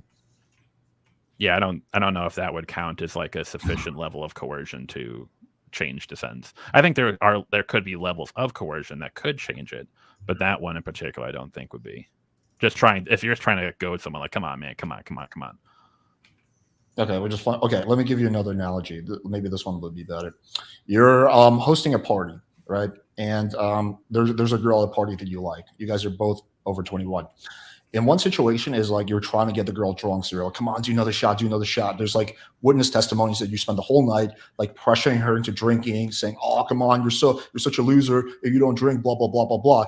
The girl winds up in the hospital and dies. Versus another analogy is where you are actually trying to be like, hey, listen, like maybe you should take it easy on drinking. She's like, I'll do what I want, motherfucker. And she's like doing shots, and you're like, hey, listen, like maybe you should like stop drinking. You're trying to talk her out of it. but she's in the hospital either way. Do you think the punishment should be the same for the party host in both of those situations? Well, what is the party host being? Would the party host even be charged in a crime in that case? Let's assume the girl. I know if you're. Let's assume the girl is 20 years old, so it's giving alcohol to a minor. So okay, so now the crime would be giving a minor alcohol. Yeah, whether yeah. Or not that do you think the punishment should be the same? Yeah, because in that case, we're talking about someone who is giving. Because again, the crime they're being charged for is whether they're giving alcohol to a minor. Yeah. Again, it kind of goes back to the idea of like what we were talking about with what Destiny was talking about with the business and the boss and the employee or the teacher. In this case, you are facilitating a situation where you know the potential risks. So whether or not those risks come to fruition doesn't matter. I think what Destiny was saying was that it's kind of like I think what you're saying, Alex, is that if those consequences don't come to fruition, the punishment should be less severe than if they did come to fruition. Whereas what Destiny was saying was that regardless of whether or not those consequences come to fruition, because the person committing the crime knew the potential, like it was a roll of the dice, they knew that this might have happened, even if those consequences don't come to fruition, because of the potential that might happen, they still should face the same consequences. Well, I think outcome should matter, and I think certainly intent should matter. What your intent is, like this is why, for example, if I have a gun, I'm playing with it, and I accidentally shoot Destiny, I will get a totally different sentence if compared to like I actually want to shoot him. Right? We look at intent for the vast majority of crimes, so I don't see why with the fentanyl thing we wouldn't look at the intent. Because in that case. I mean, I would assume that the person giving the alcohol to the minor knows that giving alcohol to a minor is not okay. Right, but in one of those situations, if we're like playing paintball and then like I accidentally like hit you in the eye and blind you, that's different than if you're right, if I have the intent of actually like I'm trying to do it. But in this case, the person, they know that giving alcohol to a minor is not cool because there might be repercussions as to why that's not a good idea. But in one of those situations, like the intent was actually generally good, even though it might have been misguided. Maybe it would be better if I didn't give that person alcohol at all. But the intent was generally a lot better than the intent in the other one where you're trying to get a 20-year-old girl drunk by all costs, right? So we do take intent into pretty much every crime. I mean, I guess you're entitled to your position, but I just think it's interesting that you don't think it matters. But again, in that case, you're still giving alcohol to a minor. Right. Again, we're talking about like, in the case I use, we're talking about like an accident and a deliberate act. In the case of what you're putting forth is the person is deliberately knowingly giving alcohol to a minor. So that's the linchpin, I think. Right, but in one of them, they're trying to get the fucking 20-year-old girl drunk, and the other one, he's like just trying to like be a good party host and generally trying to look out for her well-being. Like I think that's a big. So we might say that like you might have a different like moral view of that person. No, I'm just talking about punishment. The punishment should be different. Yeah, no, I don't think so. Because I think in both cases are like, no, the person is giving alcohol to a minor, knowing that is not right and that is not a good thing. Where do you stand on that, Destiny? I think the important thing is to look at like what is the bad thing happening? What's the bad thing somebody's doing, right? Selling drugs to somebody because they ask you is probably like a different kind of action than going somewhere to offer drugs to people. So for instance, if somebody sold drugs to a 16-year-old, that feels a lot different than somebody going to like a high school to sell drugs, right? They're both wrong, but they're probably different types of wrong actions. Right. But I wouldn't evaluate either of those wrong things based on outcome. Yeah, in that case, you would look at intent. Well, I mean, it depends on the type of crime when you say look at intent. Like you would always look at the intent, but like I think that the thing that you're looking at for the intent is different in your mind and my mind. So for instance, a teacher approaching a student to fuck the student. In my mind, the intent I'm not looking for is do they intend to fuck the student up? It's just do they intend to fuck the student? That's what's wrong. Now, whether or not the student gets fucked up or not is not relevant. They did have the intention of fucking the student. That's the wrong part. And in the drug example, whether the person sells it to the 16-year-old in like an alley or if they went to the high school, their intent is still to sell drugs. I wonder if a case could be made or this goes back to the point that Destiny made about the statutory. Um, actually, this is an interesting question. Well, would it is it would it be worse of a crime? And I'm not talking about like philosophically, but like as of the law right now, would it so if a drug dealer is like in an alley, they sell drugs to some like a bunch of adults, and then like a 15-year-old comes up, and then the 15-year-old the drug dealer doesn't know the person is 15, but then they get caught later for selling drugs to the 15-year-old. Is the sentence worse for giving it to a minor than it would be to an adult? I don't know what the laws are currently. I'm not sure. I think I would imagine intuitively there probably would be worse. Wait, just going back to what Destiny was saying about the teacher thing. But don't you think the intent is different if, like, okay, it's a female teacher and the male student just keeps hitting on her and hitting on her and hitting on her, and like eventually she's like, all right, whatever, just fuck me. Versus if she's like fucking coercing and blackmailing that student into fucking her and saying, you're gonna fuck me, you have no choice. Like, don't you think the teacher's intent is like largely different in those two scenarios? Yeah, we can talk about there being added bad things as well. So like sex with a student is bad, coercion is bad, but like absent the coercion, it doesn't make sex with a student okay. Yeah, to go back to the instance of like whether the student approaches the teacher or the teacher approaches the student, regardless, the teacher is the one making the call whether to say yes or no. And if they say yes, that is the issue because they are fucking their student. Okay, let me give a different hypothetical. I'll just give you a juicy one. So, rape is something that's discussed a lot in the manosphere, right? So you have a situation. One is that two rape cases. One of them, the girl says no multiple times. The guy physically ignores her no. The girl tries fighting back. The guy pushes past that, overpowers her, and rapes her, right?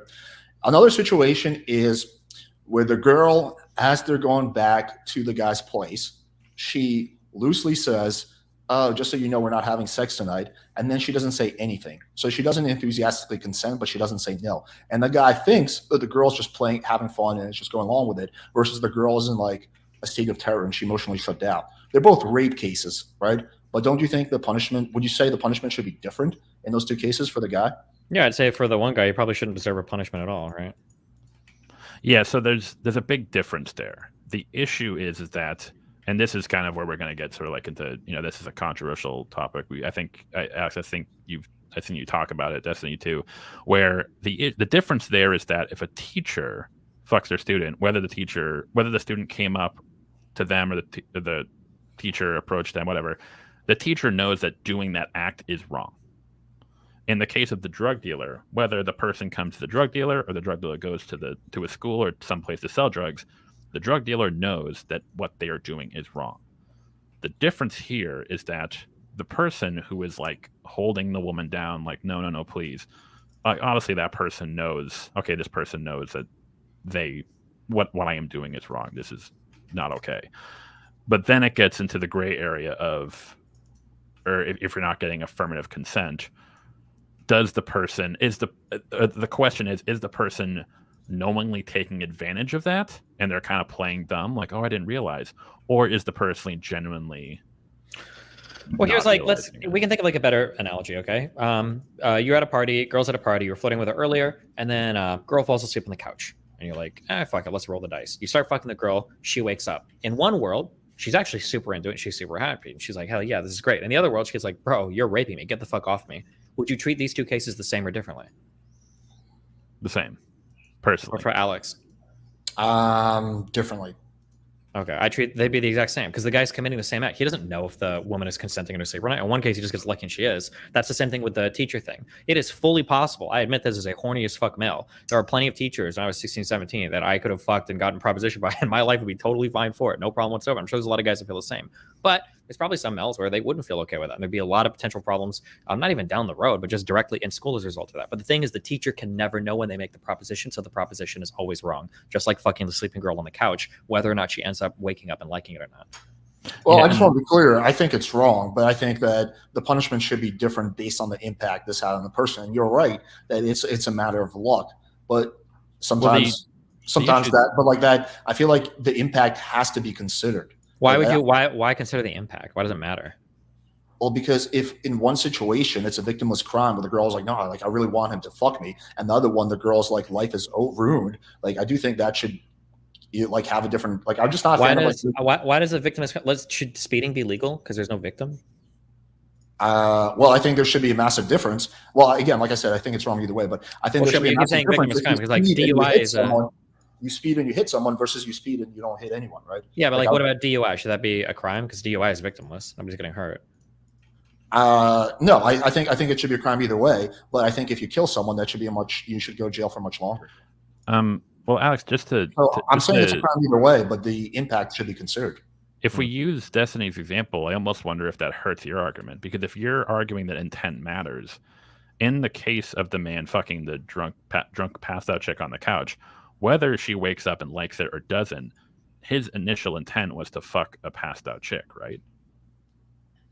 Because at the time of him engaging in the action, his intent was the same. It's like, I'm going to fuck this chick who is. It's like, it's not like the guy knows. It's like, actually, I know she'll like this, or I know she won't like this. At the time that he is engaging in the action, fucking the drunk chick, his intent is the same, which is to fuck a passed out chick, which is wrong. Whether she wakes up and is like, hell yeah, cool, or she doesn't like it, that doesn't change. I almost wonder if that hurts your argument. Well, no, because I'm saying that impact and intent should be considered. They're not in any way mutually exclusive. I think we should consider both of those things when sentencing people. I mean, like, but then, like, okay, what about in a situation where it's like your girlfriend, right? Like I don't know, like me and my girlfriend have like sleep sex all the fucking time, right? Like that's pretty common, I think, in most relationships, right? So it's like, okay, well, that's obviously, I think most people would be like, yeah, dude, like if I have sex, like for example, let's say I have sex with my girlfriend while she's sleeping, right? And like I've done it 50 million times, it's been fine. This one time, like she freaks out about it. Like I think probably most people would be like, all right, let's not throw the book at him. Like this was an honest mistake. Okay, yeah, but if you guys are already dating, you've already had sex, you've already passed a lot of these like initial consensual hurdles. Those hurdles have never been passed by the students and the teachers. Well, what if okay, I'm just going back to the party example. I'll circle back to the student teacher example. Sure, we can go to the party example as well, yeah. Well, what if you were like making out the party with a girl? You're making out. She's even giving you a hand job under the table. She's like, oh, I gotta go talk to my friends, and then she passes out, right? Like there would be reason to believe like that guy, you know, it was dumb of him to fuck that girl, but maybe his intent wasn't to rape her. Maybe he legitimately thought that she was into it and she wanted it. And circling back to the teacher thing, what if the teacher, in her mind, because she watched too many red pill videos, and too many PWF videos, has convinced herself that she's not hurting the student and that she's doing a good thing? What if she's convinced herself that, hey, this will actually really like this kid, I want to see him succeed, and this will help his social life? What if her motivation is actually not negative but positive? Would the punishment be different then? Well, the issue in that case, because in that case, like you're talking about, you could theoretically bullshit yourself into anything. Yeah, being okay, you're talking, because the issue is like we're like talking about someone who is like, we're almost taking agency away from the acting party to such an extent where it's almost ridiculous. Where it's like with the female teacher. So I think I kind of asked that question earlier. Do you think that teachers who fuck their students have the students' best interest in mind by doing that? No, generally no. I'm just saying, hypothetical. But I'm sure there are situations where the teacher legitimately deluded herself into thinking she's helping the student. But I think the majority of the time, no, it's like a selfish motive. I mean, this is why, like, when there's like crimes, we have like psychiatrists testify, because state of mind is extremely important when deciding the punishment, right? That's why there's such a focus on that. Did this person, know what they were doing was wrong? Did they think it was right? And this is something that's like, it's hard to prove, but, we do have, tests and experts who testify, who do the best they can with proving that. I don't think we can like throw that out the window and just completely ignore the intent of the person. Well, I think the danger there is that even if I were to sort of understand what you're saying, the issue is that the other end of the spectrum leads to, kind of like what Destiny was saying, it leads to a lot of bad things. Because again, like, I mean, this is probably what does happen in a lot of these cases where guys will like purposely rape women, or they'll take advantage of her, and then after they'll be like, oh, I didn't realize. And that actually happens a lot in these female teacher situations where all of a sudden the teacher, even though they've been texting a 14-year-old boy for like 2 or 3 years and sending him naked photos, all of a sudden, actually, he was the one who approached me and I was the one who was in a vulnerable state. So the issue there is that we have to have a certain level of, we have to give them a certain level of agency and accountability. Well, that's why I'm not saying they get off scot-free. I'm saying they get punished either way. I'm just saying we need to have nuance when it comes to the punishment, which is something we generally do in the legal system. I mean, like, okay, like, let me try to give you another analogy. You and I get into an argument. One of those situations is you're talking shit about me and you're saying I'm a loser, I'm a piece of shit, that my girlfriend's like whatever, like this or that, she's a slut, blah blah blah, and I go over and I push you. Another situation is I just come up to you because I'm a pissed off drunk and I punch you in the face. Both of them are assault, but the punishment would be very different, should it not be? What would be different? It would be assault, right? Right, but don't you think the punishment should be different in those situations? So basically, if someone's like giving you shit all night or like mocking you, and you punch them in response, versus someone where you just like go up to a well, in kid that situation, I didn't even punch you. I just pushed you, right? Versus the other situation, I punched you in the face, right? So we're talking about there's a different, the level of violence was different, but also the provocation was different. Would pushing classify as assault? Yeah, it would. Yeah, I believe so. No, they could probably still sue you for assault. No, yeah. We're not talking about civil. We're talking about criminally. What if in both of those cases? Give me the two examples again. Okay. Well, okay. One of those situations, we're at the same bar and you're talking massive shit about me and you're insulting me and you're talking shit about my girlfriend, and I go over and I push you. The other situation is you're just minding your own business and I don't like your blue hair because I'm like, God damn, this Destiny liberal, and I go over there and I punch you in the face. I committed assault in both of those situations, but don't you think my punishment should be different? Maybe. Now let's think about like hitting the people back, right? Do you think in one case you'd be more justified in attacking the other person versus the other where you wouldn't be? Yeah, absolutely. Okay. Now, what if both the people that walked up and did this were both 11 years old? Would your answer change, or do you think you'd still be justified in hitting one and not the other? No, I mean, I don't think you should hit a kid either way. Exactly, but we would say the reason why is because in either sense, the kid doesn't know what the fuck he's doing. He's just a fucking kid. And I think it's the same thing with the teacher and the sex thing. Like whether or not the kid knows or doesn't know, or whether he's coming on to you or not, the kid doesn't know he's a fucking kid. Same thing as if a kid is coming to attack you. Whether the 12-year-old is calling you the N-word or just calling you a big meanie, we would say you probably should never hit a 12-year-old because they're stupid. They don't know what they're doing. Same thing if they proposition you for sex, I think. But what if the kid is 17 years old? I mean, if the kid is 17 years old, I mean, if he's your student, it's still the same thing, right? Because he doesn't know when he's propositioning you. He doesn't know what's on the table. He's too stupid. No, I'm just talking about the fight example. Oh, well, in terms of fighting, it'd probably be different. And at 17, you probably know whether or not you should be fighting somebody. Yeah, so we give nuance. Well, it's not. No. There is no nuance here. This is pretty black and white. At 17, you're old enough to know what you're saying, unless they're like mentally disabled, right? But for a 17-year-old, if they're propositioning a teacher, at 17 and being in a student-teacher relationship, you have no idea. You can't possibly know that. You'll never know that. That's why you can't proposition or have sex with superiors or empower you. You don't know what's going to happen if you offer to fuck a teacher and then shit gets fucked, and now you don't know if your grades or your education or whatever else on the line. You can never know that. That's the issue. Well, when you punch that 17-year-old, you have no idea whether he's going to hit his head and get permanent brain damage. You could physically destroy that person. You could kill him. So you could, but there's a 17-year-old at a whatever, not at a bar because you want to be at a bar, at a park, who's just like following me and my girlfriend around, just talking massive shit about us and just provoking me over and over again. And I punch him in the face. I could kill him. Yeah, I guess you could. So you should probably take that into account when you punch him in the face. Right. Well, it's wrong either way, but the punishment would be very different than if it was like one, if it was a 10-year-old. And two, if I was the one that started the fight with a 17-year-old. Yeah, probably, but I don't. I think we're stretching the analogy past Robin. I was just saying that if somebody is coming up to you, if like two kids are coming up to you, you would say it doesn't matter like the difference in behavior or the intention of anybody. Like they're probably not old enough to understand the ramifications of what's about to happen. If a student is coming up to a teacher, proposition them for sex, I mean, even an older, younger student, the student is probably not old enough to understand the ramifications what's going to happen. So those types of relationships. Yeah, no, I agree with all that. Again, I just want to clear. I'm not saying that the people shouldn't get punished. I'm just saying the punishment should be different based on circumstance, the impact, and the intent. Just to expand on this, because I'm interested, because the 11-year-old example versus 17-year-old, I think the difference there is like mental capacity. Just to ask both of you, because I think I actually was discussing it with a friend earlier. What if we're talking about physical capacity? So, for example, I'm at the bar, guy comes in about my size, 5'10", 220, punches me, I respond with a punch back.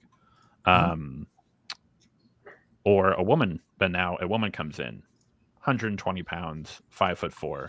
She punches me, and I just deck the bitch right in the face. Do you think that the punishment for those, despite the fact that in that case I was very clearly far more physically capable and powerful than her. Do you think in that situation the punishment should be the same? Me or Destiny? Or either, both of you. I was just curious. I think the punishment should be the same because it's self-defense in both of those situations. But I think the punishment should be different if you start a fight with another man versus you start a fight with like 100-pound woman. But in terms of if you're defending yourself, then I think it's the same shit. It's self-defense. So you think it does matter depending on the physical capability of the individual? I think if it's or doesn't need actually doesn't with self-defense, no. Well, let's put women aside. What if it's a 200-pound guy, so a guy my size, or like a 5'5", like really skinny guy who clearly I could like pick this guy up and like break him. Are we talking about self-defense or I pick a fight with you? He punches me and I punch him back. So that's self-defense. So no, I don't think that it should make a difference. You're defending yourself.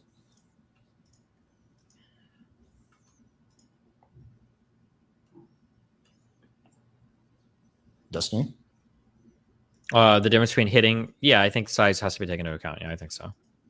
What about should be taken into account? Okay. What about with self-defense though?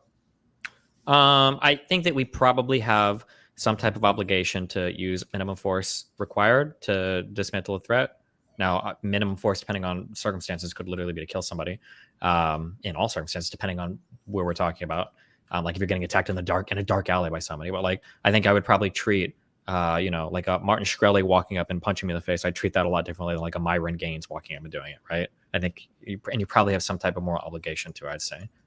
But that's with you being attacked. We're talking about self-defense. So we're talking about whatever, like fucking some 100-pound Filipino dude punches you in the face and then you punch him back versus Myron Gaines punches you in the face. Yeah, I think there should be. I think you have a minimum level of force probably, or maximum level of force is like probably ethical in that situation. I'd say. Okay, yeah, I think when it comes to self-defense, that you should be allowed to defend yourself against whoever it is. Well, it's also its issue because when we're talking about self-defense, at least in my view, that's like to stop this person from causing further bodily harm on me, like to prevent them from going further. If a person comes up and punches me in the face and then like steps back and like walks away, and then if I go up and hit that person back, am I then liable for assault also, or is that because it kind of the reason I bring it up, Destiny, when you were talking about like the Rittenhouse case or gun. Obviously, we would agree that like if someone comes up and pushes you or punches you, you probably shouldn't be able to like whip out a gun and like shoot that person. Generally, yeah, but it depends on the person. Like I said, if Byron Gaines coming across the bar to attack me, if I've got a gun, I'm pulling it out because this guy's gonna fucking kill me. Yeah. But if it's like a little dude coming across, I'm probably not gonna like bust out the rock and blast him away. Yeah, but in that case, you would. I mean, I think based on you would have to brandish it first to sort of like. Because he would have to know that you're willing to engage in lethal force. Maybe, I don't know. If a guy's big enough, if an adult male is big enough and they're coming at you, like the representation, there could be lethal force. So I treat it as such. That's why I was like peace before you get fucking blown away. Well, that's where it gets dicey. I mean, there's a case right now, I believe in Canada, where a dude broke in and he was into a home invasion. He was attacking the mom, and the guy shot the guy who was like basically beating his mom.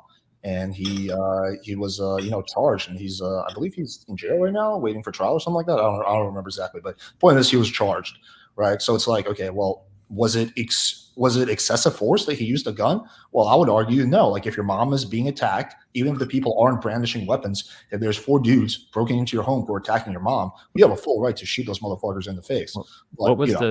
What was the like actual? I mean, I might have to look into it. What was like the actual ruling? Like, what was the argument as to why? It hasn't been ruled on yet. It's a new case, so he's just been charged. Okay, because that sounds because you have to use you can't use excessive force. Like I've heard cases where like if someone breaks into your house and you like come out like hey, and they start running and you shoot that person in the back, or like if they're like maybe that's a case where it's like, well, okay, maybe we can like.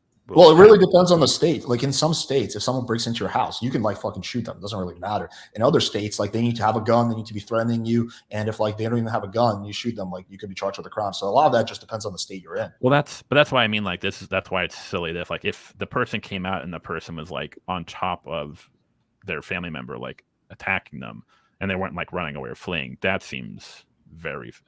I have to look into it, but if that's I agree with you on that. I think that guy was fully justified to shoot those motherfuckers, right? Yeah, because in that case it would be like you are defending either yourself or someone who is causing direct immediate harm to someone in your home. Yeah, I guess. I think we should get into this, unless there's anything else you want to talk about on this topic. Not that I can No. Let's go. Or no, I think I think not. We don't have to talk about it now, but Destiny, that was a good point in regard to thinking about the 2 minors in regard to pregnancy. I have to think. I'm gonna think about that or think it over because that was a good point. I guess I'm just curious to explore this. You're saying there's some pitfalls of the pickup community. I think it's gonna be also way more interesting for the viewers. Oh yeah, sure. Yeah. So the reason I actually got the reason I kind of came across your channel actually, I knew Kevin Ray Wilder, and then I think you and him streamed a while, and then I found your channel. Yeah, so I had experience in like the pickup community, Red Pill and whatnot.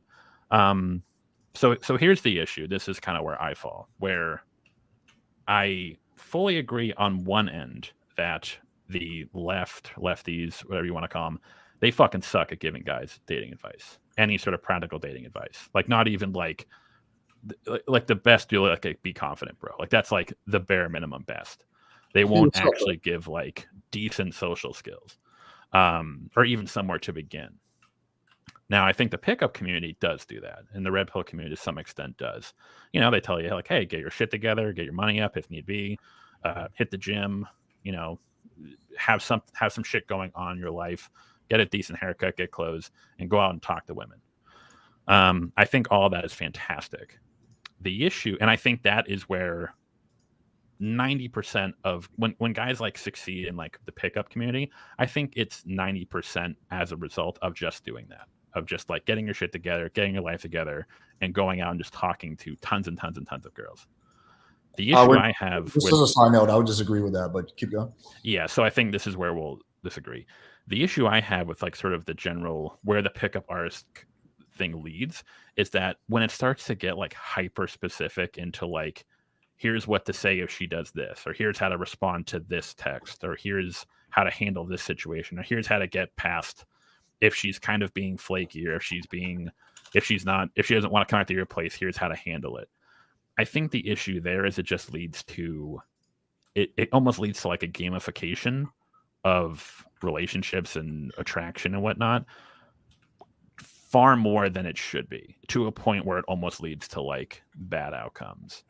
And that's kind of, I almost think that like that's sort of like what leads a lot of guys to, I mean, you might disagree with this. I think there's a large overlap in like the pickup and Red Pill community, in part because as you get deeper into like the pickup stuff, it almost makes it sound like, at least in my view, that like some of these guys talk about women as if they're like math equations that they can be solved. It's like, oh, if she texts you this is the text that will respond. I think that puts guys in a mindset that women are like, you're not even like dealing with a human being at that point. You're dealing with like a computer algorithm. And I think that's what leads a lot of guys into like that like bullshit red pill, like female nature and yada, yada, yada. I think it usually leads guys down a bad path in the extreme part of it. I think at the beginning, it can be really beneficial, can really help a lot of guys get out of their shell and make success.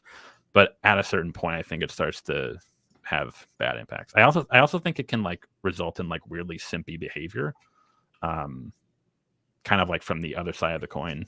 But yeah. Okay, there's a lot of things you said that I have to address, so I'll just go one at a time. And feel free to butt in at any point, Destiny. All right, so you said that just basically, if you just tell the guys to go out and like talk to girls, that will do most of the work for you. That is actually not true. You need correct guidance. So I'll use the analogy of my business partner. He's an Indian guy, lost his virginity when he was like 26, right? So when he came to America around the age of 22, 23, he was following some pickup advice, right, by a company called RSD. And it was a whole about like, yeah, just go out, bro, socialize, invite the girl for an after party, right? So what was he doing? He was living in Vegas. He was meeting girls at clubs. He was saying, yeah, just let's do an after party. And he was getting zero results. Then when he changed his strategy and started following, like, yeah, like actually, instead of doing this whole bullshit, like social, like after party clothes, I'm actually going to build sexual tension. I'm going to flirt with the girl.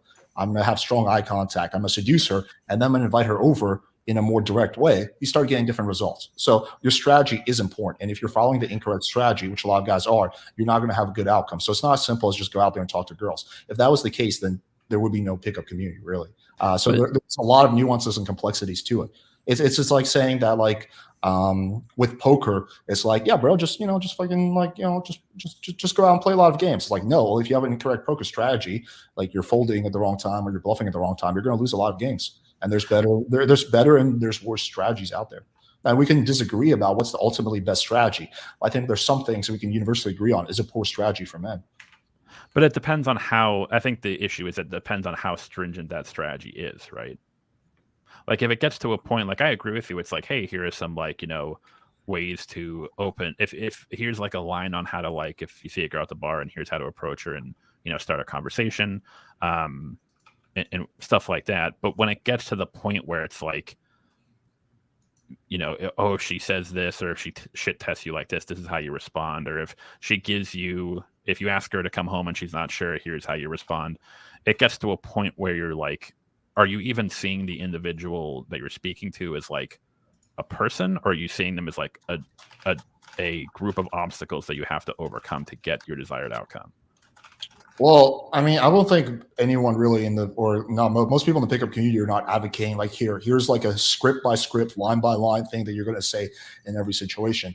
But the fact of the matter is there are better and worse ways to deal with shit tests. Like, just to give you an example, if you're walking home with a girl, this is one I used to get a lot. I used to fail with, and the girl playfully says, "Just so you know, we're not having sex tonight." And the way I used to handle that was by logically debating her and saying, "Oh, why not? I thought we had a really good time." Map, fail. Versus if you give her a playful answer, something like, "Oh, don't worry, I'm not that easy." Like, your odds are much better. So there are better and worse ways to deal with shit tests, and it is good, it's advantageous to know those. And like, I don't see why you would just like keep doing something that doesn't really work well. And you can also speed up your learning curve instead of having to figure it out for yourself by learning from other guys who already figured it out for you. But the issue there is, like, in that example, the woman has probably already made up in her head whether she's going to fuck you or not, right? Or I should put it a better way. But she can change her mind. Yeah, but like there's no, like, I'm trying to put this in the best way I can. As a quick aside, maybe to help you with words here, I don't think women necessarily decide when they're going to fuck you, but a woman will decide when she's not going to fuck you. Yeah, so generally, if the woman is like going back with you to your house or whatever, she's not made the decision yet, but it's definitely on the table. But when it's no, it will be no, and they'll be done. Yep. Yeah. Vast majority of the time, yeah. I think the issue there is like, or maybe Alex, you haven't said it yourself. I think the issue there is when it comes like, hey, if a girl says this, that means she probably wants to fuck you. Well, there are some signs the girl is interested in fucking you, and some signs the girl is giving you a legit no. And you should be able to. It's in your best interest to be able to pick up on those. Yeah, but the issue there is like, but that's sort of like where it goes bad for me. It's like when she does, because again, like a lot of these things are very contextual, and I think you even talked about how like picking up on body language cues and whatnot. And this kind of goes back to my original point of when I'm talking about talking to girls. I think I should have been more specific. Where what I mean by that is like as you get more into social situations, a lot of these contextual clues and a lot of this body language stuff does sort of you start to get better at picking up on it and feeling the vibe. The issue is that it's very difficult to, because at some point you kind of, I think you even have agreed where at some point you have even told your viewers where you're like, yeah, at some point you just kind of have to, I can't tell you exactly what a certain body language cue means, because that can lead to very bad outcomes where if a lot of guys who are watching, they misread them or they think it means one thing and it doesn't, that's when it can get bad.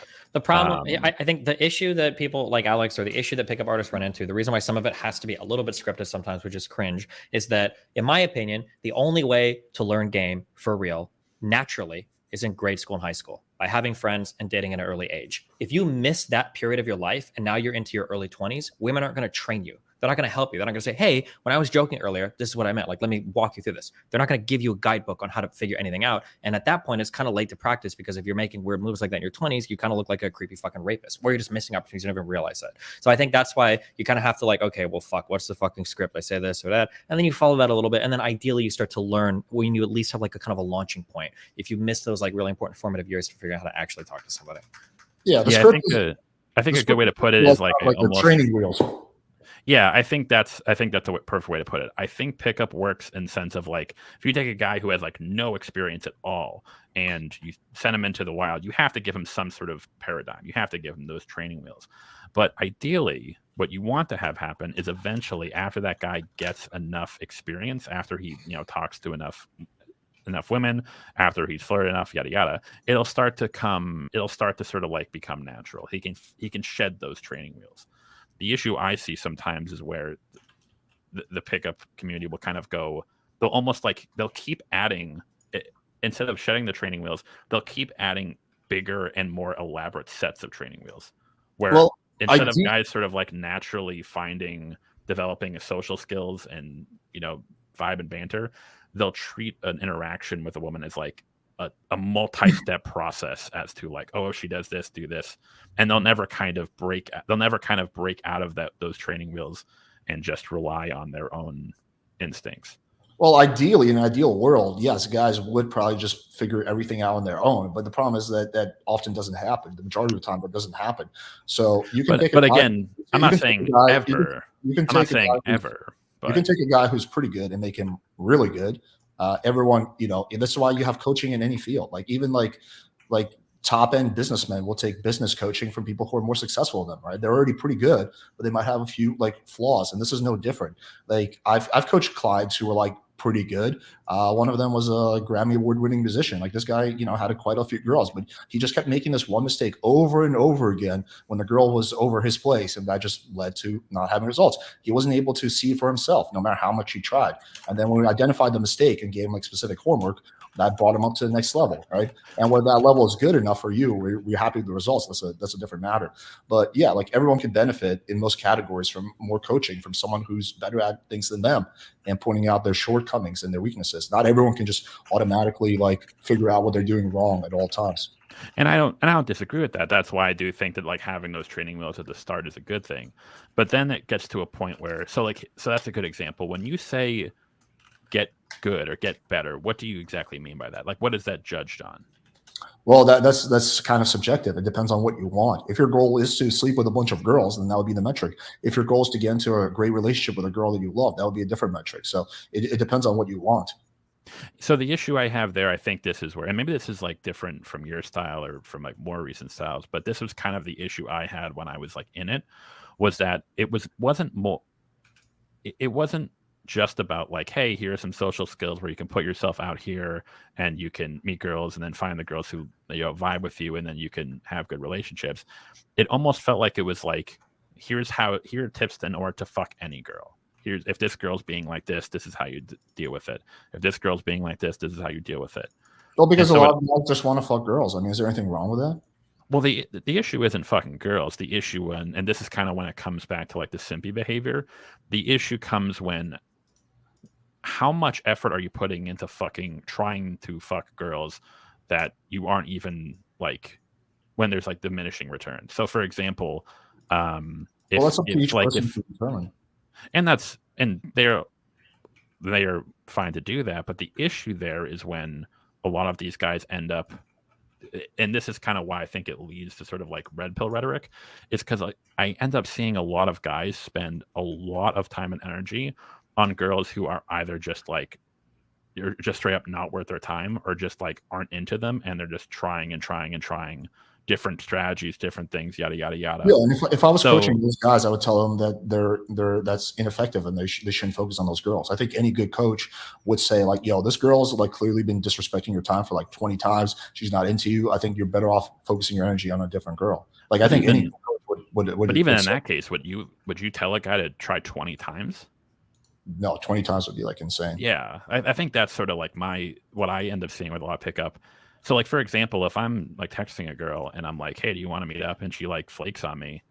I'd probably just be like, okay, fine. And I'll just ditch her. I probably wouldn't try to so this is, I feel like most pickup guys would tell you not to waste a fuck ton of time on one girl that's like shitting you down. No? That would be generally, yeah, especially more on the red pill side. They'd be like, she flakes on you, bro. She's not worth your time, bro. Just ghost her, bro.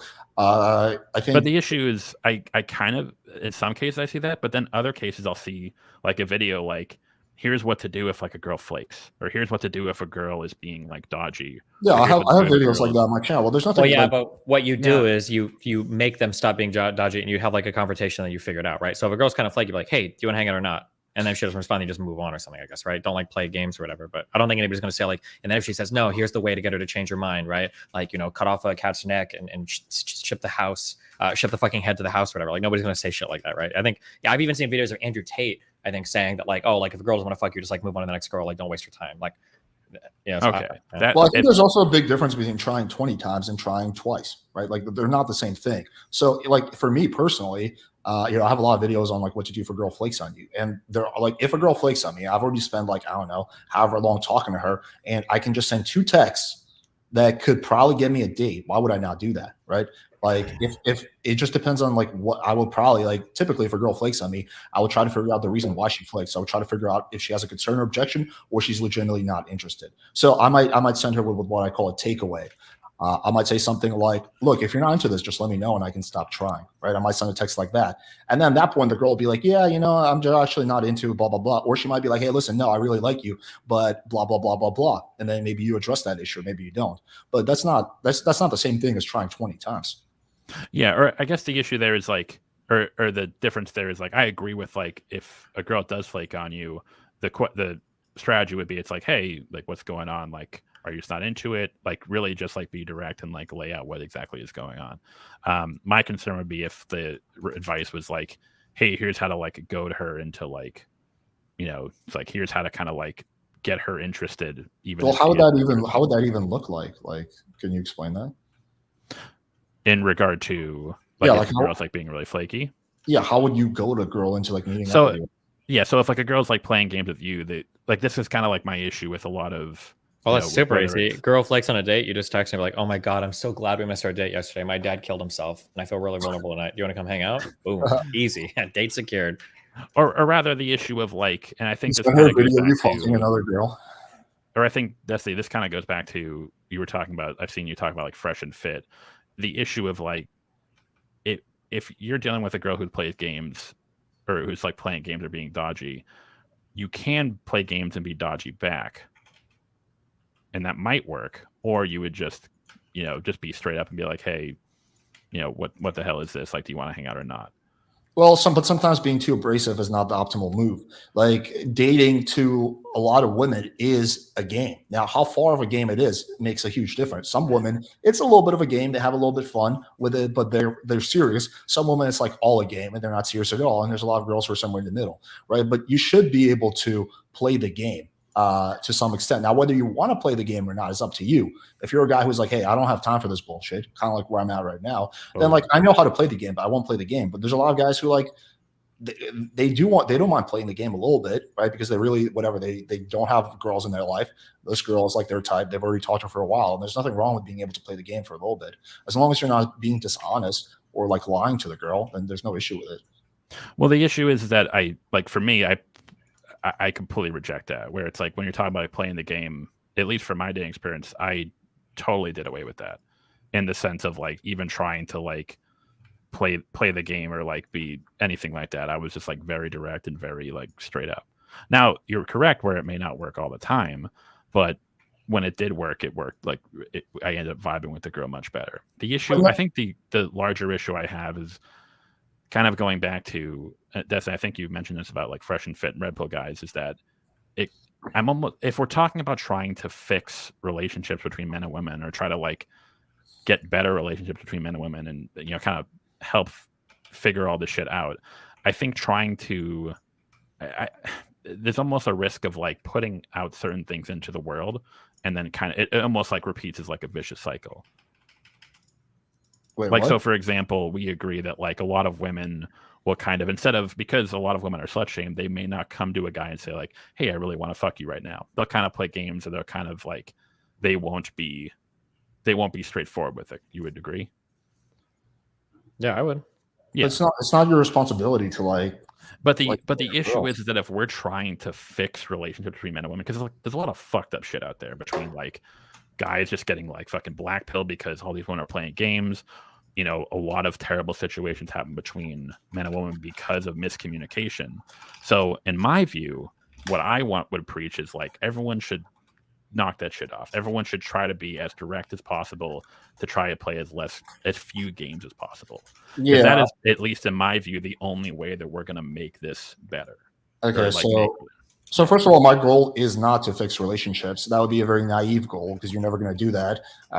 Even if sorry to fix it. Not fix relationships. I mean, make this whole clusterfuck that is dating easier or just better and healthier. Well, my goal is like very simple. It's to help my viewers achieve the sex and dating life that they want without doing anything that I personally deem to be unethical. Right. So that's really what my like mission statement is. It's like, you could probably get better results through like lying and manipulation, but I'm not going to teach that, right? Because that's in an unethical category. So that's really what it is. But it's not to like fix the overall state of like relationships, because first of all, that's not going to happen. You're not going to get like people to stop playing the game. Like all you can do is like, if you're a content creator, is guide the people who follow you into understanding the game and making their own mind about how far they want to play the game.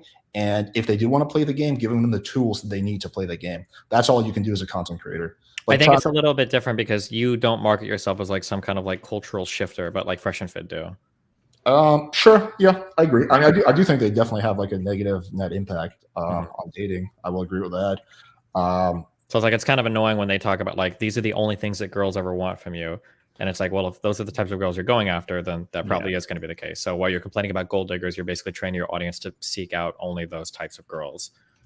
That's where the issue is that they're also just wrong. They're just dead wrong. They're not actually like explaining. Well, reality. No, if you follow Fresh and Fit's tips, that's sort of like that's kind of like why I don't like it when like they call like them like incels and shit, because it kind of skews over the issue. If you follow Fresh and Fit's advice, you will get girls.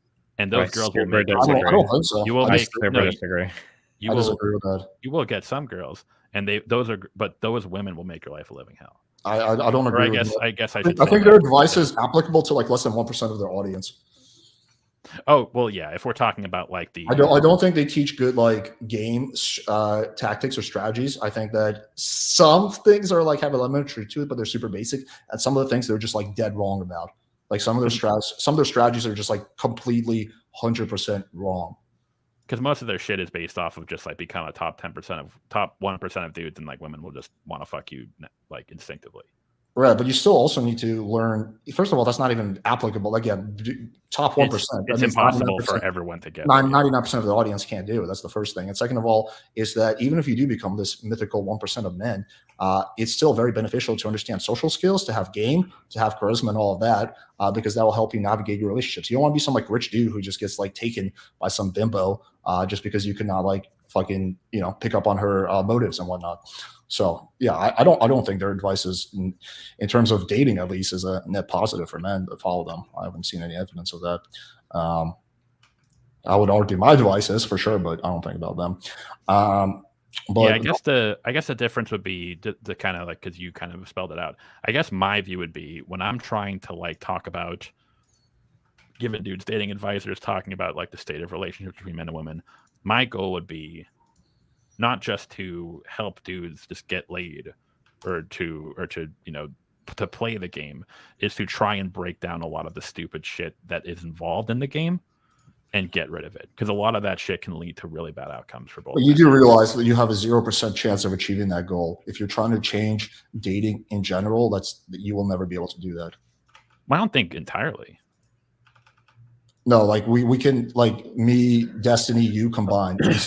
If let's say we're like, you know what, we fucking hate flaking, we should tell men and women stop flaking. We have a 0 ability to do that. Like you can't change. Well, it's not a matter of like telling people to no, it's because we still do that though. We do tell people, it's like, hey, you shouldn't flake on people. Like that's like, well, no, I personally, I don't like to impart my ethics on my audience. I just simply don't teach the stuff that I find to be unethical, but I don't like to impart ethics. Like, for example, that's why I don't care if my clients want to use my stuff or my people watch my channel to just bang a bunch of girls or to get into a relationship, because I think that's up to them to decide. I mean, would you say like there's something like inherently wrong with guys just wanting to sleep with a lot of girls? Well, it depends on, nothing wrong with sleeping with a lot of girls, but the methods that they go about doing so, I would. Well, it's assuming there's no lying or manipulation involved. Well, no, but that's not the issue. That my issue isn't like people sleeping with a lot of people who want to. That's awesome. My issue is the aspects of the game that lead to bad outcomes, particularly with like consent and whatnot. Like, give me an example. Or so like just the idea of like women feeling the pressure of them not feeling comfortable enough to like, hey, like this is something I want, this is something I don't want, or kind of having to, play the game in that regard. I think that's really bad for both men and women, or just relationships in general. I don't know if that's consent. I mean, I'm certainly not advocating that you should pressure a girl into doing something, but if a girl, based on her own life experiences and her own mindset, decides like, hey, I want to have a little fun with this. I'm just not gonna respond for a few hours and see what the guy does. Or she's like, I'm gonna give him a little bit of shit and see how he responds to that. That's her prerogative. And I'm not gonna try to like change her mind. Like she can do whatever the fuck she wants. And it would be really naive for me to think that I could change her mind in that situation. Like, oh, absolutely. But if I was to like if I was talking to guys again, I was telling it's like, hey, how should I handle this situation? I was like, I wouldn't interact with that woman. Because that would just be perpetual. Even if I could give you tips that would help you try to like get that girl to like become like to kind of like play along with it and get her more interested, for me that just it would lead to diminishing returns. Well, maybe not for that one guy, but I'm talking about broadly. Well, yeah, because it seems like everyone complains about this sort of stuff. Like it's almost like we're all like involved in it, but then we constantly all bitch and moan about like how like shitty dating is and flaking and all this stuff. Whereas what I would preach is like, hey, we should try to stop. We should try to get rid of this stuff, or try to preach others to stop doing this stuff. Now that may not work entirely. There will always be people who will. It's not going to work at all. Like that's the thing. You can't change like dating behavior at large. Even if you're the most popular content creator, even if Mr. Beast tries to take a stab at it, you're not going to change flaking. You're not going to change the fact that girls, some girls will play games. And but I'm talking about like when we're talking about cultural shifts. Like I would argue that we could probably improve a woman's ability to feel less shame in communicating their sexual desires. Would you agree? Like as a society. Like me, well, when you say as a society, what do you mean? Like you mean me and you? Like who do you mean? So like women I'm talking about like women just being more comfortable being open about their sexual desires. Well, who's going to change that? Are we talking about if all men get together, or who? In terms of the culture, society. But what does that mean? Like who's involved in that? Everyone. So everyone gets together and decides to change that. In terms of, well, no, when talking about changing it, it's like we can't like change the rule. We have to encourage people to do so, right? But who's going to be the we? Is it going to be everyone getting together? Or who's it going to be? Content creators, friends, giving people advice. So every content creator and every friend gets together and decides to work on this. Is that what you're saying? Well, no, we're not talking about every content creator.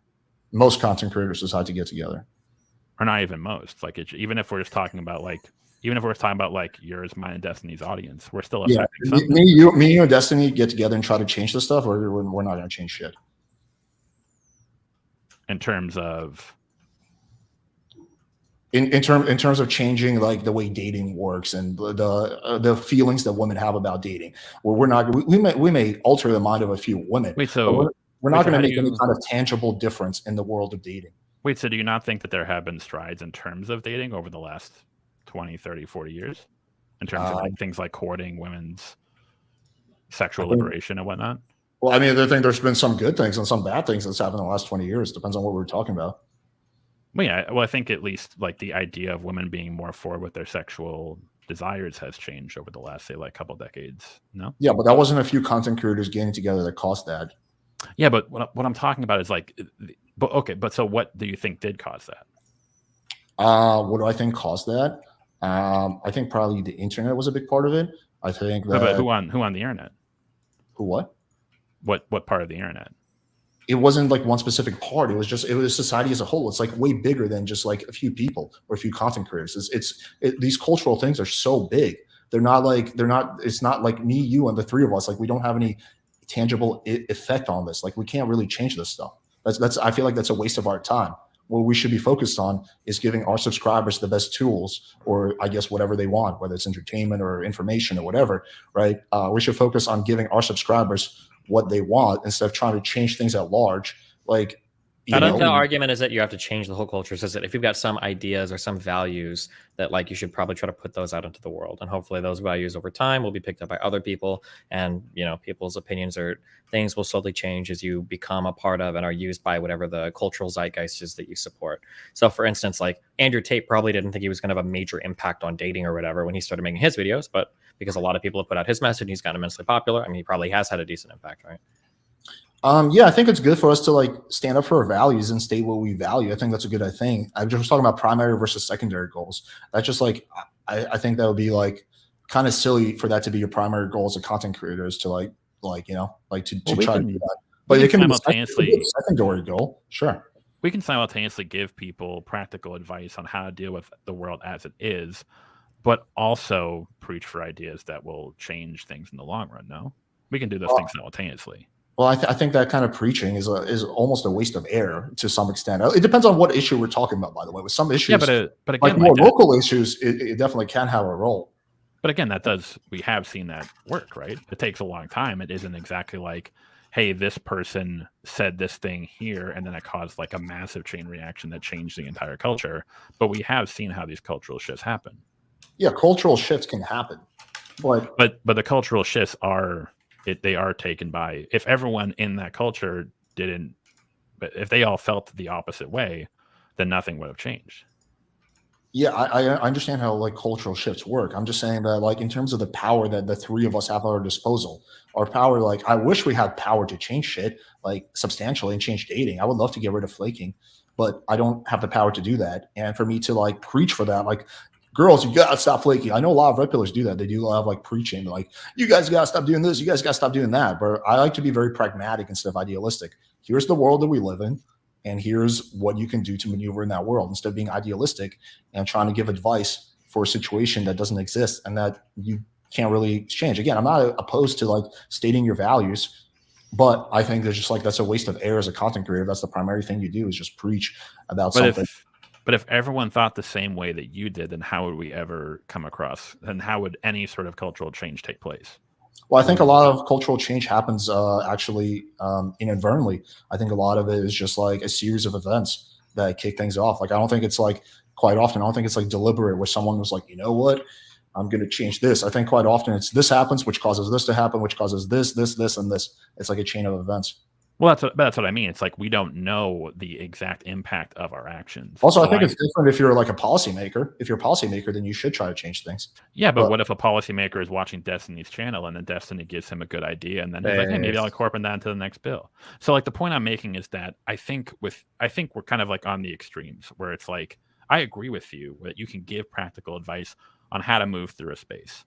But I also think that not ever espousing any sort of, never giving people a vision of something better, I think is a really like doomerish and really bad outlook. And that's because, again, and to your point, to that point I used about the policymaker, you're right.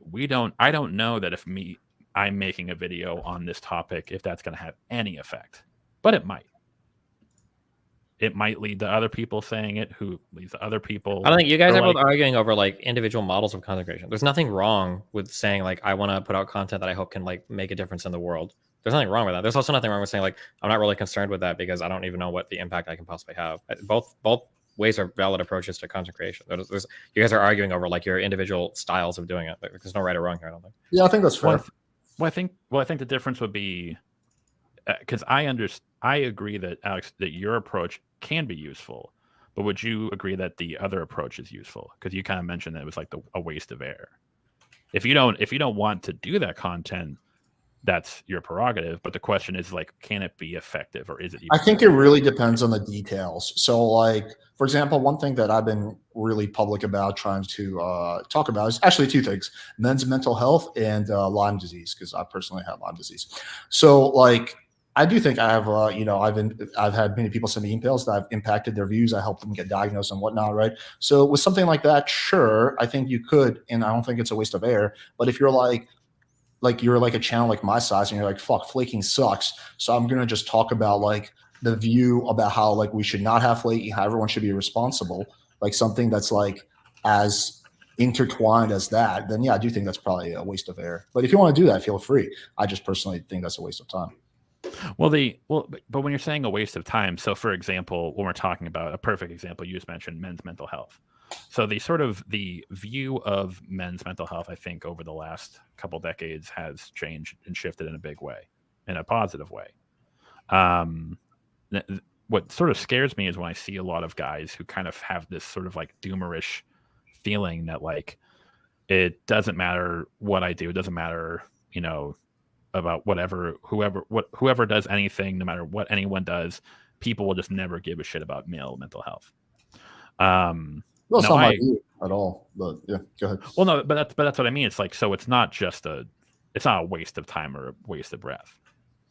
Well, there's a difference between things that like are individual versus things that involve like they're multifaceted. So like me telling guys that, hey, there's nothing wrong with going to therapy, that could legitimately take a whole bunch of guys who are watching this channel and being like, because that's a very individual decision. They're like, oh shit, like, yeah, like I look up to Alex. He says there's nothing wrong with that. He says that he's been to therapy. Maybe I should go to therapy myself too for like mental issues like that. I could see having like a tangible type of effect, which actually I think I have had, versus with something that's intertwined as like dating, right? Where it's like, we're trying to get guys to change, because my channel is like 95% dudes. So we're trying to basically get men to change the behavior of women or things that involve women. Like, I think that is just like really like far fetched. So I just think, again, the Jesus in the details. There's a big difference between like local politics and national politics versus like geopolitics, right? Like you can have much more effect on local things than you can on like national things, right? So, but those local politics, those effects can lead to larger reverberations across the country.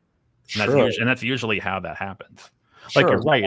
It's not like at one given point the entire nation just decided to pass the Civil Rights Act or something like that. It's not like they just like all woke up one day. It's like, hey, we're cool with this, right? Yeah.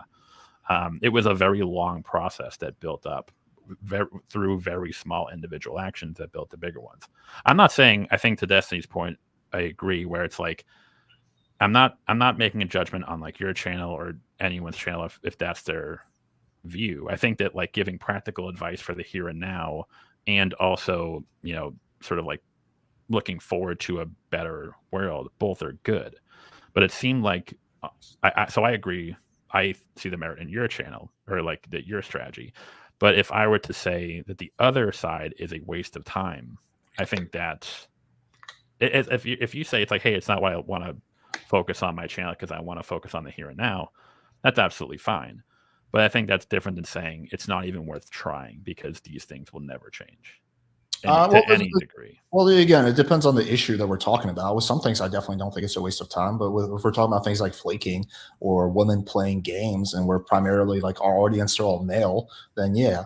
I mean, if we were like, I don't know, if we were like, if like one of us had a channel of like 10 million subscribers, which are all women, then maybe it would not be a waste of time, because then you could have like some kind of a tangible impact. But for like someone like me or you or even Destiny, as popular as she is, like I think like something like that probably would not have any kind of like tangible impact if you're just trying to like kind of like virtue signal about like how women shouldn't flake. I guess I would just go back to the playing game. Like you're saying that like, yeah, listen, like I don't like any kind of games, and that's totally fine. That's kind of where I'm at this point in my life too. I don't like really put up with like, if a girl tries to play games, I just like walk away. I just like say, all right, cool. Well, I'm not really into that. That's fine. But there's a lot of guys who are not at that point. Like me 5 years ago, I was like, fuck it. Like I don't have, or maybe closer to 7 years ago, like I want to see what I can do. So maybe I'll play the game a little bit. And there's nothing wrong with that. I don't think there should be like a character judgment on those people that are not opposed to like playing some level of a game. Like at the end of the day, a lot of things in life are a game to some extent, and that's okay.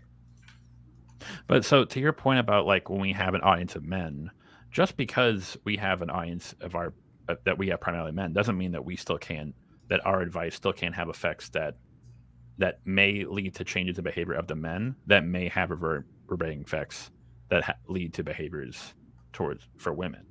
Yeah, I think that's like ultra idealistic, not really realistic. Like, well, no, because because a lot of people's actions or expectations based on relationships are based off of past experiences, right? Okay, like one thing I can't stand flaking, right? So I have about 120,000, 130,000. Well, here, let's say Destiny is kind enough to lend me his whole audience. So he's like listen to Alex when he says this. So we have an audience of 700,000, primarily dudes, right? And we say, yo, guys, like flaking fucking sucks. So what you want to do is you want to not flake on girls. And then, and if a girl flakes on you, you don't want to put up with that, because if we do that, that will reverberate and women will eventually stop flaking. Like the kind of impact we'll have, probably close to zero. Well, here, if let's take something bigger aside from flaking. Let's talk about, if we're talking about like women communicating their sexual desires more, if we're talking about more like consent and whatnot. I think that if we had, if you're giving advice to guys and you give advice to guys to sort of like, always don't try to, if a woman's giving you mixed signals, or if you're not getting that like affirmative consent, then you shouldn't progress. Would you not agree with that? Or when you say affirmative consent, you mean the girl saying like, yes, please, like kiss me, or please have sex with me? Yeah. Yeah. I mean, I've been pretty public about my position on that. I think that it would be nice if all women gave affirmative consent, but I think that we have to deal with implicit consent. But do you think that over time, that if guys were more or less, they were less, because the issue again is that when it comes to stuff like this, or if we're talking about like women's being uncomfortable expressing their desires, is that in a part due to past experiences? Yeah, I think it's probably due to their cultural upbringing, what their friends do and stuff like that. Yeah, I think there's probably a lot of factors to that. Yeah. So even if we're not speaking directly to women, if we're talking to guys and we're giving them advice, that kind of just makes that process or that sphere of the dating area less toxic. That can still lead to positive outcomes for men and women. Right, but see, the thing is, I would never do that, because if I'm telling my male audience, hey guys, look for explicit consent, then that's going to cause them to miss out on like a good amount of potential, fun nights that they could have, with the hope that maybe, just maybe, this will have some kind of effect and more women will give explicit consent. Like I would never do that, because but it also might lead to them not running into situations where they might transgress a female's boundaries, right? Well, I think you have to, again, it's not black and white, which is why I say, like, if you're not good at picking up on social cues, then you probably should look for more explicit type of consent if you're really bad at that. But if you're really good at picking up on social cues, then you can also pick up on implicit consent. Yeah. Well, so I think the issue is like, and I'm not trying to like, I don't want to say it's like, I'm not blaming someone here in this situation. I think the current state between like, when we're talking about like the dating sphere between men and women is basically a clusterfuck, especially when it comes to like signals in regard to consent and whatnot. The issue I have is if we're talking about guys and we're kind of giving them this sort of, it's like, well, she might mean yes, so she says no and stuff like that. I think that's, even if the guy doesn't have going back to the intent argument, even if a guy doesn't have an intent to do that, it can still lead to bad outcomes. I'm not saying that it's like, hey, like this person's a bad person for doing this.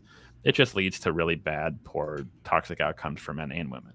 Well, anything bad can happen from anything, right? Like if you want to be 100% safe, then stay in your house, don't leave, don't talk to anyone, right? But like anything can happen. It's just about like, what is the chance of risk? But in this case, we're not talking about like me becoming a hermit and like missing out on like tons of experiences. This is me asking a woman if she's like, hey, do you want to have sex? Well, I do think that there's going to be a good amount of girls who will be turned off by that. But then would you tell guys to still, like my advice to those guys is like, then don't fuck those girls. I mean, that's your prerogative. If you want to play on the safe side, that's fine. But for me personally, I'm okay with like the 0.00001% chance, of like being wrong, right? Because I acknowledge that life has risks. But if the chance was higher, then my actions would be different. Which is why, like, I'm okay with driving, at night, even though I could get hit by a drunk driver and die. But I probably wouldn't drive at 3 a.m. on New Year's Eve, right, where the risk is higher. So it's all about relative risk and what you're comfortable with. Everyone has a different risk tolerance, right? Like I have probably a medium risk tolerance. I guess it depends on the thing. Some people have higher risk tolerance. Some people have lower risk tolerances. I'm not saying you have to change your risk tolerance. If you want to be like, hey, listen, I want to be really conservative, that's totally fine. That's your prerogative. But I don't think that means it's the right decision for everyone. Just everyone has different risk tolerances. But the issue there is like in your case, like I feel like you guys are looping really hard on this topic back and forth. Yeah, I know. I don't think you're getting any closer on solving your differences here. Yeah, so here, let's give basically the point I'm making is that I think that by just as a closing, I think by sort of like perpetuating that, it especially when it comes to like issues surrounding like consent and sex and stuff like that. Even if it leads to like, hey, like maybe this guy in this case got sex when otherwise he wouldn't have.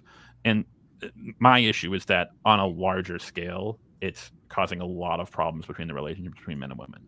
Or it's just leading to a lot of really shitty outcomes. Because like if you're someone who's like really socially adept and can kind of pick up on those things, but there are a lot of guys who are not, and that's sort of like where the issue comes in. Well, my advice for them would be different. So I guess my closing thought would be that there's like the pragmatic and idealistic scale, right? And like I think I'm probably much closer on the pragmatic side. You're a little bit closer on the idealistic side, which is fine, right?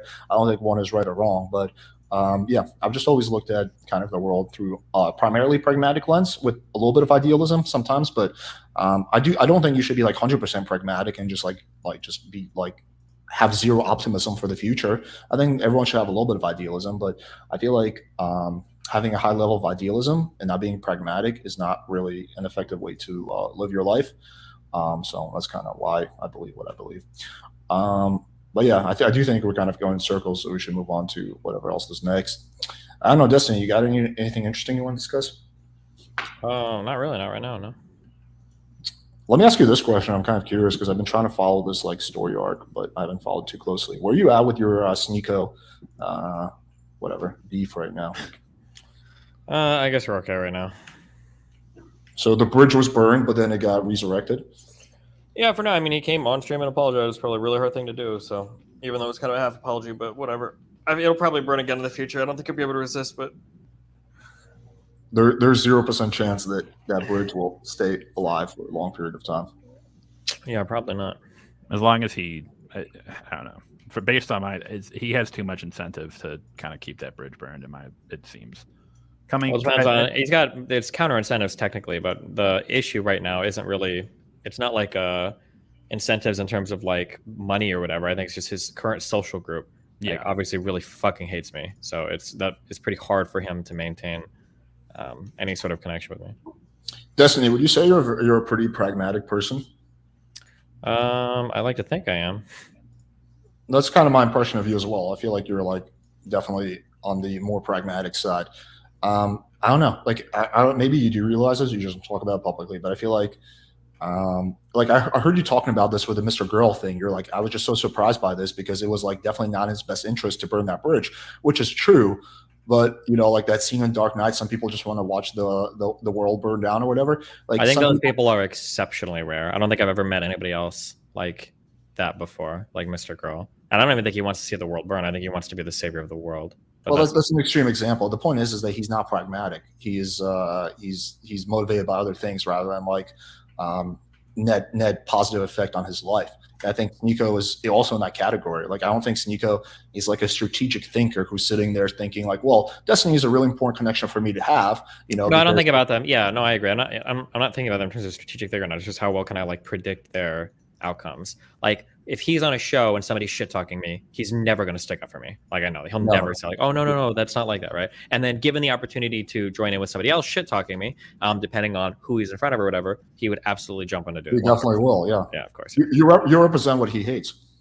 No, actually, I don't even think it's that. I don't think he has strong enough feelings to hate anything. He's not even that developed yet. It's more what he's going after is just the social validation of like having a community and a group of friends. That's the thing that he's most concerned with. So he'll say whatever he needs to kind of like look cool. You ever had a guy friend who is like super cool to hang around? He's like really awesome, really chill, really cool. And then as soon as a girl shows up, he starts throwing you under the bus immediately. Yeah. Sneako's like that guy basically, except the girl are like the red pill people basically. Yeah, and then the question there, I think, is like, I mean, maybe not so much Mr. Girl. Then the question is, I mean, to your point, Alex, I don't know if you were talking about this about Mr. Girl in particular, but if depending on like what your vision or what your view or what your intention is with your channel, then the question becomes like, is having these people on, what is like the benefit of having these people on? Is it like, if you're just trying to get views or, you know, like stuff like that, like, that's fine. But if you're actually trying to like, are you trying to have like good conversations and try to like find some sort of truth? If you're dealing with people who like Sneeko or these people who just you don't know if they'll ever even budge an inch. Not even because they're not even like on a mental plane. They're not even trying to find truth. They're just stuck in their ways. At one point, does it just become you're banging your head against the wall? I mean, all of it is kind of banging your head against the wall. Nobody's really like looking for truth. Like people are pretty much driven by their emotions. That's true of almost everybody. Probably even of me more than I'd like to admit. So that's why you try to meet people. I mean, that's all you can do, right? That's all you can ever do. But some people are more open to truth than others by a big margin. Like yeah, to some extent, sure, yeah. There's like zero argument that you can make they'll get Sneeko change his mind on like all the shit he believes. Like you. There's plenty of ways to get Sneeko to change his mind. Well, how would you do that? Depends. What idea would you want me to change your mind? Let's say his whole thing that seatbelts are bad, a net negative. Yeah, if I had a video of Andrew Tate driving in a car, I always wear my fucking seatbelt. I'm not going to risk getting fucking grounded. Blah blah blah blah. Sneeko would be the biggest advocate of seatbelts the next time. No, that is you're right about that. That's the one way you could. Or like have Biden like say like seatbelts are cringe, and then he'll be immediately. Okay. Fair enough. I have to go soon, but one question for both of you, just because this is a really good conversation. Thanks for both coming on. Yeah, because this is like a big question that's been in like the Twitter sphere, political sphere, everything. And Desi, I know you in particular, you've gotten a lot of shit for this. Is there a stance or a group of stances that, or a sort of like any sort of like tangent ideology that a person could have where just for that alone, that this is a person that you would not interact with? Like you would not, you would never host them on your channel. You would never even debate them. The only things I tend to stay away from are like conspiracy theories that require a lot of like digging into certain research that's like not a mainstream issue. I tend to stay away from stuff like that. But like from like a principle standpoint, nah, or like a moral standpoint, I'll probably talk to almost anybody. For me, there's a big difference between like actually having a real relationship with and like being friends with them, and versus just having a debate with them or discussion. In terms of like the debate discussion, I think that like someone who cannot like if it's someone who's like gonna say like drop the N-bomb over and over again or something like that, where they're just like too unpredictable, then I'm not gonna have them on. I think if I feel that me having them on has a substantial net negative on like the world, meaning like this person is a nobody, but their message is like really, really evil. But I feel like it's a message that a lot of people will gravitate towards, which is like, I can't imagine like that. That's like no one basically. But if that is the case, I probably won't have them on. But aside from that, yeah, I'll talk to pretty much like anybody. I don't really care. Or to sort of amend the question to your point, Alex, because you brought up, what about in terms of your personal life? Like someone you would like hang out with? I'm extremely selective about who I'm friends with. Any kind of so what Destiny was saying earlier, if like it's the kind of guy who's like two-faced, like they're super cool and then a girl comes around, any kind of shadiness involving women, I'm out. Like I won't be friends with those people. I used to be when I was younger. I just won't do it anymore. Any kind of lying or manipulation or anything like that, yeah, I'll be out. Someone who I feel just isn't a person who, I don't know, like someone who I respect, like someone who I think is like a dirtbag, I won't be friends with them. Yeah, there's a lot. I'm like extremely selective. I'll be friends with like maybe like 5-10% of like people that I'll encounter. I'm pretty big about who I'm friends with. Or what if you had like someone who was like straight up, like they were like a nice dude, like you hung out with them, you vibed well, you could grab drinks, but this is like a person who like unironically believed in like the JQ or like was like a straight up white supremacist. Like this person like legitimately hates black people, or just thinks that like white people are the superior race. Well, there's a difference. If it's someone who's just just maliciously hates black people and think that like they're like scum or whatever, like I don't think I could be friends with that person. But if it's someone who's like just believes that white people are smarter than black people, right? But he doesn't like really talk shit about black people, or I don't sense any kind of like vitriol or malice from him, then I think I could probably be friends with that person. Yeah. Okay. Yeah, because I've seen like a lot of like discourse on that. I almost feel like my threshold for having someone like on my channel or like quote unquote platforming them, as they say, is a lot lower. Like I'll have, if anyone wants to come on and argue any issue, as long as I like substantially push back against it. But But when it comes to like my own personal life, like yeah, if I had a friend who like said some shit like that, even if they were like a chill dude, I could grab a beer with them. I don't know if I would want to be hanging around that person. Even if like it hard if even if I knew about it, like it came up once and then like it never came up again, I don't know if I'd feel comfortable spending my time interacting with that person. I mean, like, yeah, some people just want to hang out with people who believe exactly the same as them, and some people are really open. There's everything in between. Like, I have friends who are like diehard Trump supporters, and like, I don't know, it doesn't affect our friendship.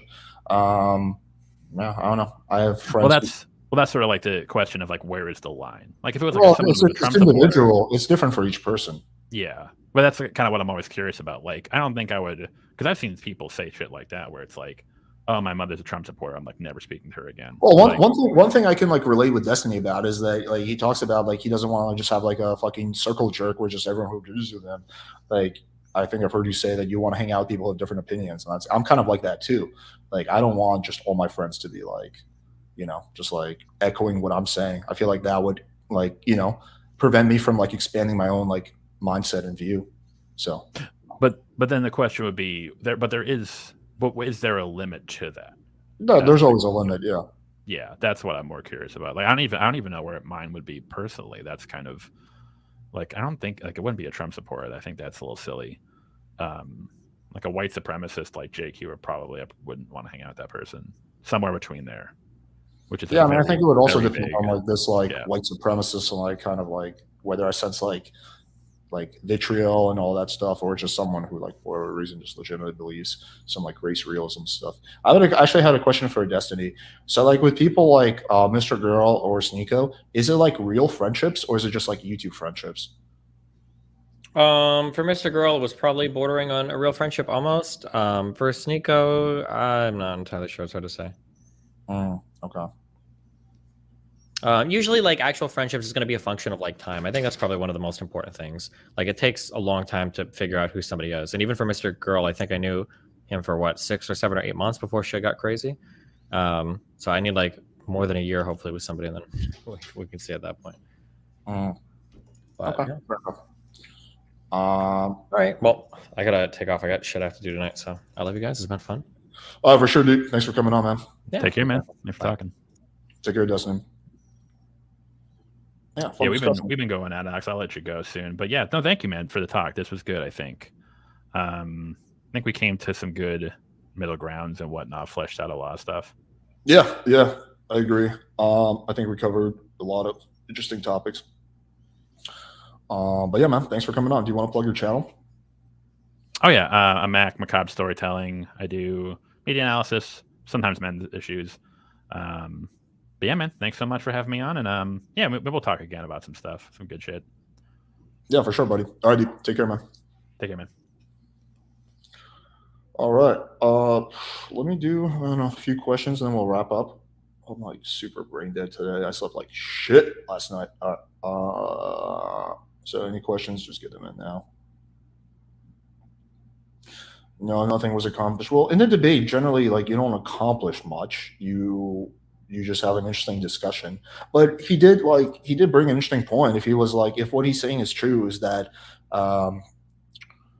a female to male, female teacher, male student relationship has actually a bad impact on these males a large percentage of the time, then that would definitely change my perspective. So like, yeah, I mean, like I didn't know that. I thought it would. I didn't think that was the case based on my own anecdotal experiences. What happened to Greg debate? I made a pinned comments on the second channel, so I'll put it on the DWF Clips channel.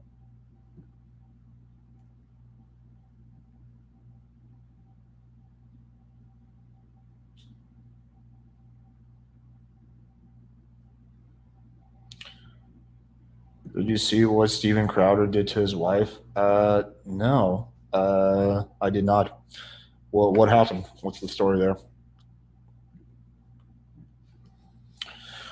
It's nap time, Alex, and you wake up and monitor Greg's debate with Michelle. It sounds like it might actually be fruitful. Yeah, when is this happening? What channel? Like, I don't know anything about that.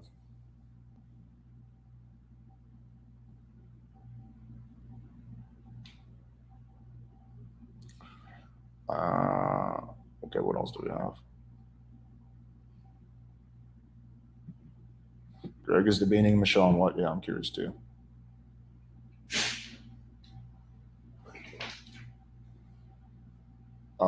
Okay. Do you have any good questions?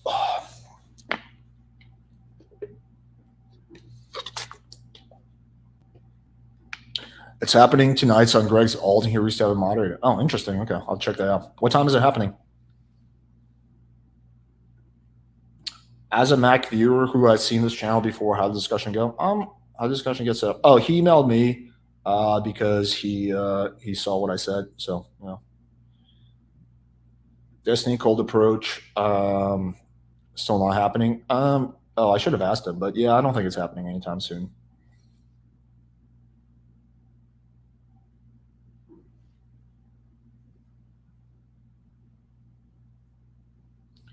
Okay.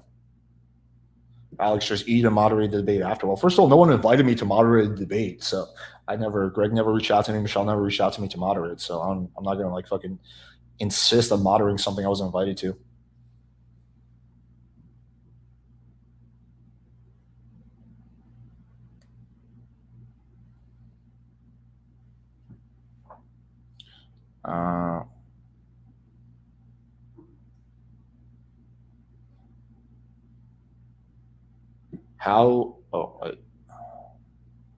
How is pickup a form of art to you, Alex? Your question, if you got an answer. I don't think it's a form of art. Yeah, I don't think it is. I think it's like a skill-based game. I saw your own infield video. I don't think he was ever Julian level, but I think he's a great coach. Like, he can coach not world-class game. I think he's an excellent game coach. Okay. I mean, I'd be curious if that's because you got a boot camp with him, or what do you base that on? Because I had quite a few clients who did a boot camp with Tyler, and so far I've only heard negative experiences. So I'm curious, what are you basing that on? Are there any cold approach challenges coming up? Nothing planned right now.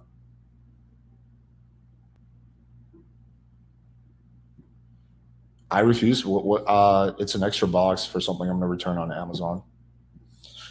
Thank you, Ashley.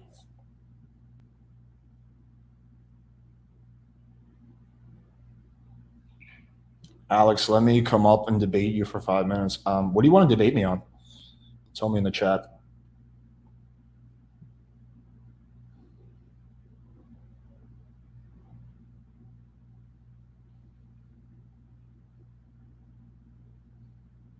Raid another content creator like Radical Coder? Yeah, I'll pass on that.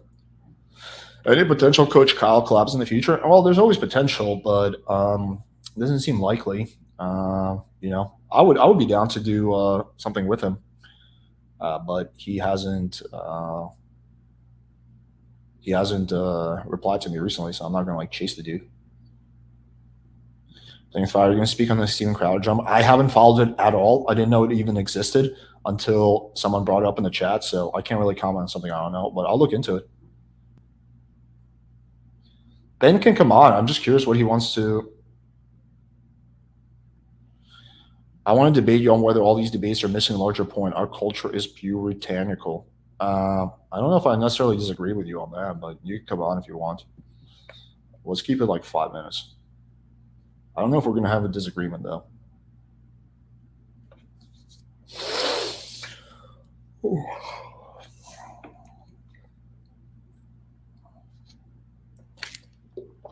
I dropped the link.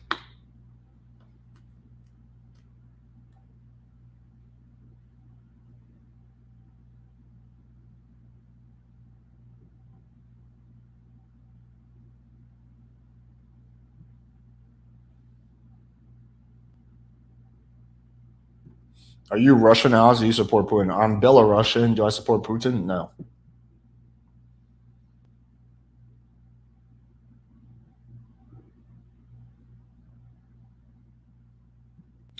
Player 5, do you disagree about one thing? I do believe money matters in traction. It's not because money per se, but because of the trades it takes to make some money. I think you get diminishing returns with things like money, but I've been like really poor, or at least, I mean, I came from a good family, but I was like, you know, myself, I had like nothing in the bank account, living in like a shitty apartment, no car, and now I'm like definitely like top 5%.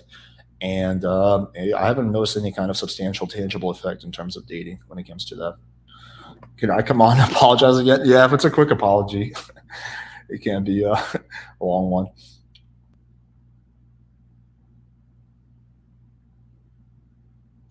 Do you think as you get older, you will change how you approach what your channel covers? I think that's naturally is going to happen, but I hope I never like stray too far from what I'm about.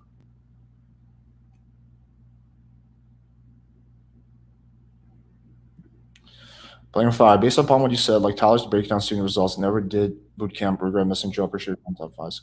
Thanks, man. I appreciate that. Yeah, I mean, I think you would have to like I think the thing to look at is like the experiences of people who did the boot camps, which I have a decent amount of like evidence for. But obviously, I haven't interviewed all of them. All right, let's quickly do Ben and then Ashley, and then let's wrap up. Hey, Alex, thanks for having me on. Sure. You can hear me okay? Yep. Yeah, all this stuff, I think maybe you said you wouldn't disagree with me. All this shit about teachers and all this stuff and students, I understand there's an issue there. But we as a culture get way too crazy. Now, here's what I want to say. Here's where I think this comes from. The laws and traditional values of society are way over here, and the reality of our lives is way over here, right? So, I mean, like, yeah, I get it. A 15-year-old girl, 16-year-old girl used to be assumed to be like, probably a virgin, whatever, nice girl, right? Your typical 15, 16, 17-year-old girl today is not that, right? And a lot of them are kind of predatory sexually. So what the problem is, the laws haven't caught up to the realities, and people get caught in the middle, and society rushes to pin the blame on them. Don't you think that's true? Yeah, I think I agree. Because the reality is, look, I didn't teach girls except for 8 days until I got walked out. But there was shit that went on between female teachers and male students. It was inappropriate. The teachers were immature. The kids were immature. It crosses a certain line. Of course, shit's going to happen. But it is also natural, right? I mean, it's just like, the 25-year-old young woman who's working in a boys' school. She's not going to try to get a little attention from the boys sexually. She is. You know what I mean? Well, we don't live in the I think the argument is that she should know better. I mean, I think it depends on the details. If the kids are like 16 or 17, it's very different if they're like 8 or 9. Yeah, of course. But I mean, we're talking mostly about high school. But okay, whatever. But I'm just saying, in general, everyone gets super, super duper crazy. This is an area, do you agree with me? You're an expert on sexuality. This is an area in which people make mistakes of all ages, of all sexes, of straight and gay. And we as a culture are way too fast to like rush to judgment and destroy people. Also racial stuff and ethnic stuff and all the rest. Like we're way too, that's why we're having these debates, because everyone's like, shit, what do you do? Like, it's so scary. Even the thing like DUIs. You know how much you have to drink to be guilty of a DUI? It's like ridiculously low. It's like 0.06. It's like a hit of Robitussin, right? And your life is like ruined. So, yeah, maybe you're driving stupid, but a lot of people are tired and they're texting and whatever, right? I mean, the average driver today is totally distracted. Well, okay, so I agree and disagree. I agree with you about the puritanical stuff. Like, I do think that I prefer like the way Europe does it, Western Europe, where they're just they're cooler about sexual shit. They're not like, I do think we rush to judgment and we're too like, they had sex, oh my god, type of mindset shit. So yeah, I'm not a fan of that. Well, you are puritanical when it comes to, if I say that flirting with a niece of mine, you get all puritanical. You're like, oh, dude, that's really super crazy. It is not crazy. It's totally normal. It used to be. I do think that's like borderline incestuous. Right. Okay. But that's because you're puritanical. I mean, no, I don't think so. I think puritanical involves that I'm like super prudish, and I'm clearly not. I'm like way more. Yes, you are. Yes, you are. When it comes to people under the age of 18, you are. Sure. Right. Okay, fine. I'll bite that bullet. When it comes to like family members and like kids, I am puritanical when it comes to sexual relationships. Well, what if you were to find someone in your chat as a 15-year-old girl, and she's saying stuff and people are saying stuff back to her? You'll go crazy, right? Like I can't have her on my channel. Why not? Are you asking me if I would have a 15-year-old girl on? Is that the question? On your channel in chat, you would ban her, right? I don't think I would ban her, but I would just like not engage with her in any kind of sexual manner. I might have like Well, what would that mean though? What does sexual manner mean? Well, I wouldn't flirt with her. I might have like a logical discussion with her if she really wants to. I guess if we have like some if there's something important that she needs to discuss, like. But I don't think I think it would be completely like 100% on the up and up. It would be professional. There would be no like nothing flirtatious there at all. Why not? Because I think it's kind of messed up to flirt with 15-year-olds. Nor am I sexually interested in that. Okay, but you don't have to flirt with someone. You don't have to have interest in having sex with them, do you? When you say flirting, do you just mean banter? I think banter's between men, and like we've bantered. You and I have bantered. I don't think either of us think that we have homosexual right. Some guys will say like, oh. But we haven't flirted. Flirting, to me, at least, maybe we define the word flirting differently.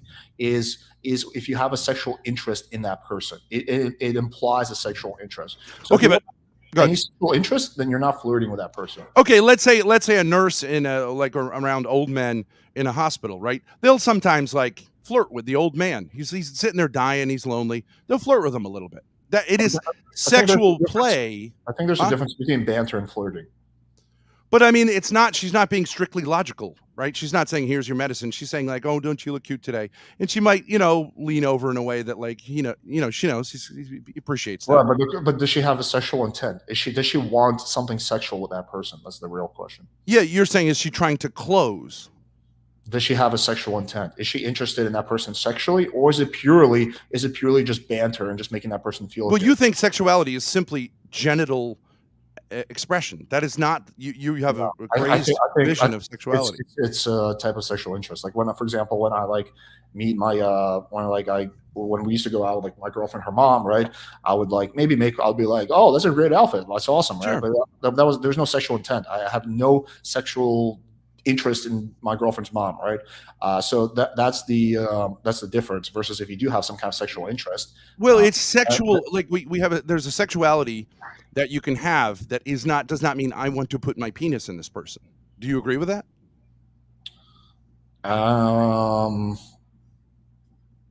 We're not like Dr. Spock, except with the person we want to put our penis in, right? I think you could. I think there's degrees of it. You might just want to like masturbate next to that person. You might just want to make out with them, or you might just want to like give them a hand job. So Alex, what are you talking about? But they're all sexual. It's all of that is sexual intent. No. Even between men. Look, I'm the most heterosexual guy you'll ever meet. But men have a certain way in which some men get along better with others. They love being buddies, and they like actually physically, sort of like wrestling with them or whatever, or even fighting with them at the end of a night. No one does that as an adult. No one does? No one pals around with? Do you have any male friends that you hang around with? Me and my male friends, we certainly don't like fucking play wrestle with each other. We did that when in like middle school. Why not? You don't have a desire for the touch of other males? No, I don't. Okay, see, you're puritanical, Alex. I guess when it comes to that stuff, sure. It absolutely is. You don't have kids. If you had male kids, would you say like, I don't want to seem gay? Kids would die if they don't get physical intimacy from their parents. A 7-year-old kid and like a 17-year-old kid. Sure, but it's even more important the younger they are. If they're your kids, Alex, right? I think it's a little different between kids and like fucking random friends. Yeah, I know, but I'm saying we as men, you seem to think there's just like putting your penis in someone, and then the rest of it, you're like, I am Mr. Spock. I will only have a rational debate with you. No. There's an ebb and flow within all of our relationships, including with little kids, old people, all this stuff. It doesn't. You seem to think that if you flirt, and flirting means playing at. No, that's not what flirting means to me. Yes, flirting it does. Look it up. Flirting is having some kind of sexual interest in that person. And playfully acting on that. That's what flirting is to me. If you're defining it as just being playful, then yeah, I'll flirt with like a lot of people in that if that's the case. I'll have playful banter with my friends. I'll have playful banter with the fucking lady at the grocery store. But that's not how I define it. I define it as having a sexual interest. So we're just we're totally different. But you're wrong. The definition is that you're just playing at it, right? So obviously, there are people who actually have a sexual interest in little kids. Okay, but actually, those people aren't going to do what I'm saying doing, which is just say, "How don't you have a pretty dress?" Because that's what you're doing. Actually, is you're preparing them for dealing with dating. So, in a sense, you could say you're grooming them for male-female relations in a playful way and giving them lots of space and not being a weirdo. If you give your kid or like your niece like a compliment saying, "Hey, that's an awesome dress," like I don't think that's predatory at all. I think that's fine. But Right. I wasn't thinking of that. I was talking about if you're like literally you have sexual interest in your niece and you're trying to flirt with her, right? That's what I'm talking about. Yeah, obviously that's true. If you have sexual interest, but you think the only attraction between two people can be that you want to put your penis in them or whatever, masturbate next to them, whatever it is that you can have platonic interest in that person. You could have there's different kinds. But we're attracted to other people, Alex. You're physically attracted. That doesn't mean sexually attracted, but you're physically attracted. Like a parent to his children is physically attracted to them, finds them beautiful, loves to have them bounce around on his lap, all this stuff, which I know you're going, right? Right, and all that is fine, but that's different from sexual interest. Yeah, but there are gray areas, I would say. The same game, like for example, I would tell you this. Gray area. There are gray areas. Yeah, like for example, you know Grace, she's 20 years old, whatever, people can say whatever they want. I banter with her a little bit. I will sometimes encourage her to, say stuff to her that an adult can say to an adult that is, flirtatious, I would say, sexual in nature. Although there's a line, Like what? Give an example of that. Well, I've had a thing, since she's been with her mother where her mother has made her like really uptight on the internet, and she's like really uptight sexually. And I'm like, well, you need to pop your e-cherry, right? You need to pop your e-cherry and learn how to like deal with male energy. Now, you could say that's totally inappropriate, but you know what I'm saying? I'm not saying. Well, I don't think that's sexual interest. I think that's just you making a joke or giving your daughter advice. Right, but a lot of people will like flip out and say, well, that reference is a reference to, obviously it's a reference to, become deflowering a female. Yeah, right? I'll make jokes with my mom too, but we don't have sexual interest in each other. That's the key defining factor. But it's similar, Alex. It's similar, right? I mean, it's similar in the sense that, yeah, even with two guys, even in a business deal, it's similar, the game, right? You come from the business world. There's a game you run on a client, right? It's very similar to the game you run on a girl, right? You try to bring them over, right? And in the closing is obviously just signing a deal, but it's similar. It's all the same kind of game. There's some overlap in terms of your techniques, but in one of those situations, you have sexual interest. I'm assuming that when you're doing a business deal, you don't have sexual interest or sexual intent for your client. But it doesn't make it apples and oranges. It's still the same basic game. In fact, this is my thing, and I know you only said 5 minutes. The best way for guys to prepare to interact with girls is to interact with other guys. Banter with other guys teaches you social skills, and it's much easier if you've been in a basement for years playing video games and whacking off. It's much easier to find a bunch of guys to hang out with before you can approach girls. Don't you think that's true? That's great advice, no? No, I used to have. It's the same kind of thing. I don't think it's the same. I used to have a whole bunch of male friends all throughout my life. Was still horrible with girls. The only way to get good at talking to girls and picking up girls is by actually going out and talking to girls and picking up girls. So you're not going to get that just by talking to a bunch of dudes. Not exactly, but you'll gain the social skills, the confidence that you could transfer to females. I don't think so. I think there might be a little bit of overlap. I think it is good to have male friends for a variety of reasons, but I don't think that's going to have any kind of tangible effect on your ability to pick up girls. Well, that's where we differ. You're crazy. Let's debate it sometime, Alex. Thanks for having me on. I'm totally right, and you're totally wrong. All right, buddy. For sure, man. All right, have a good one. Bye. What a character. All right, let's bring Ashley on. Hey, what's up? Hey, what's up? How have you been? Pretty good. Same old. What's going on with you? I've missed you. Oh, I've seen you in the chat from time to time. I know, of course. I can't stay away. Okay, so a genuine apology. I'm sorry I came at you the way I did, but for real, I am. You know how I get. I am. I'm sorry I came at you the way I did. I appreciate your apology. Thank you. I appreciate you as a person. Thanks, Ashley. I appreciate that. You're welcome. But yeah, cool. I appreciate you coming on. I think it takes courage to, kind of admit when you're wrong. So I appreciate you doing that. Yeah, absolutely. I really did come at you kind of.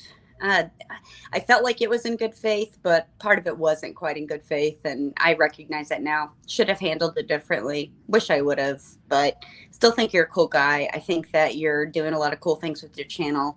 I like tonight's stream a lot. I like a lot of your streams, and I comment, and I try to stay out of the drama and keep it just like content related.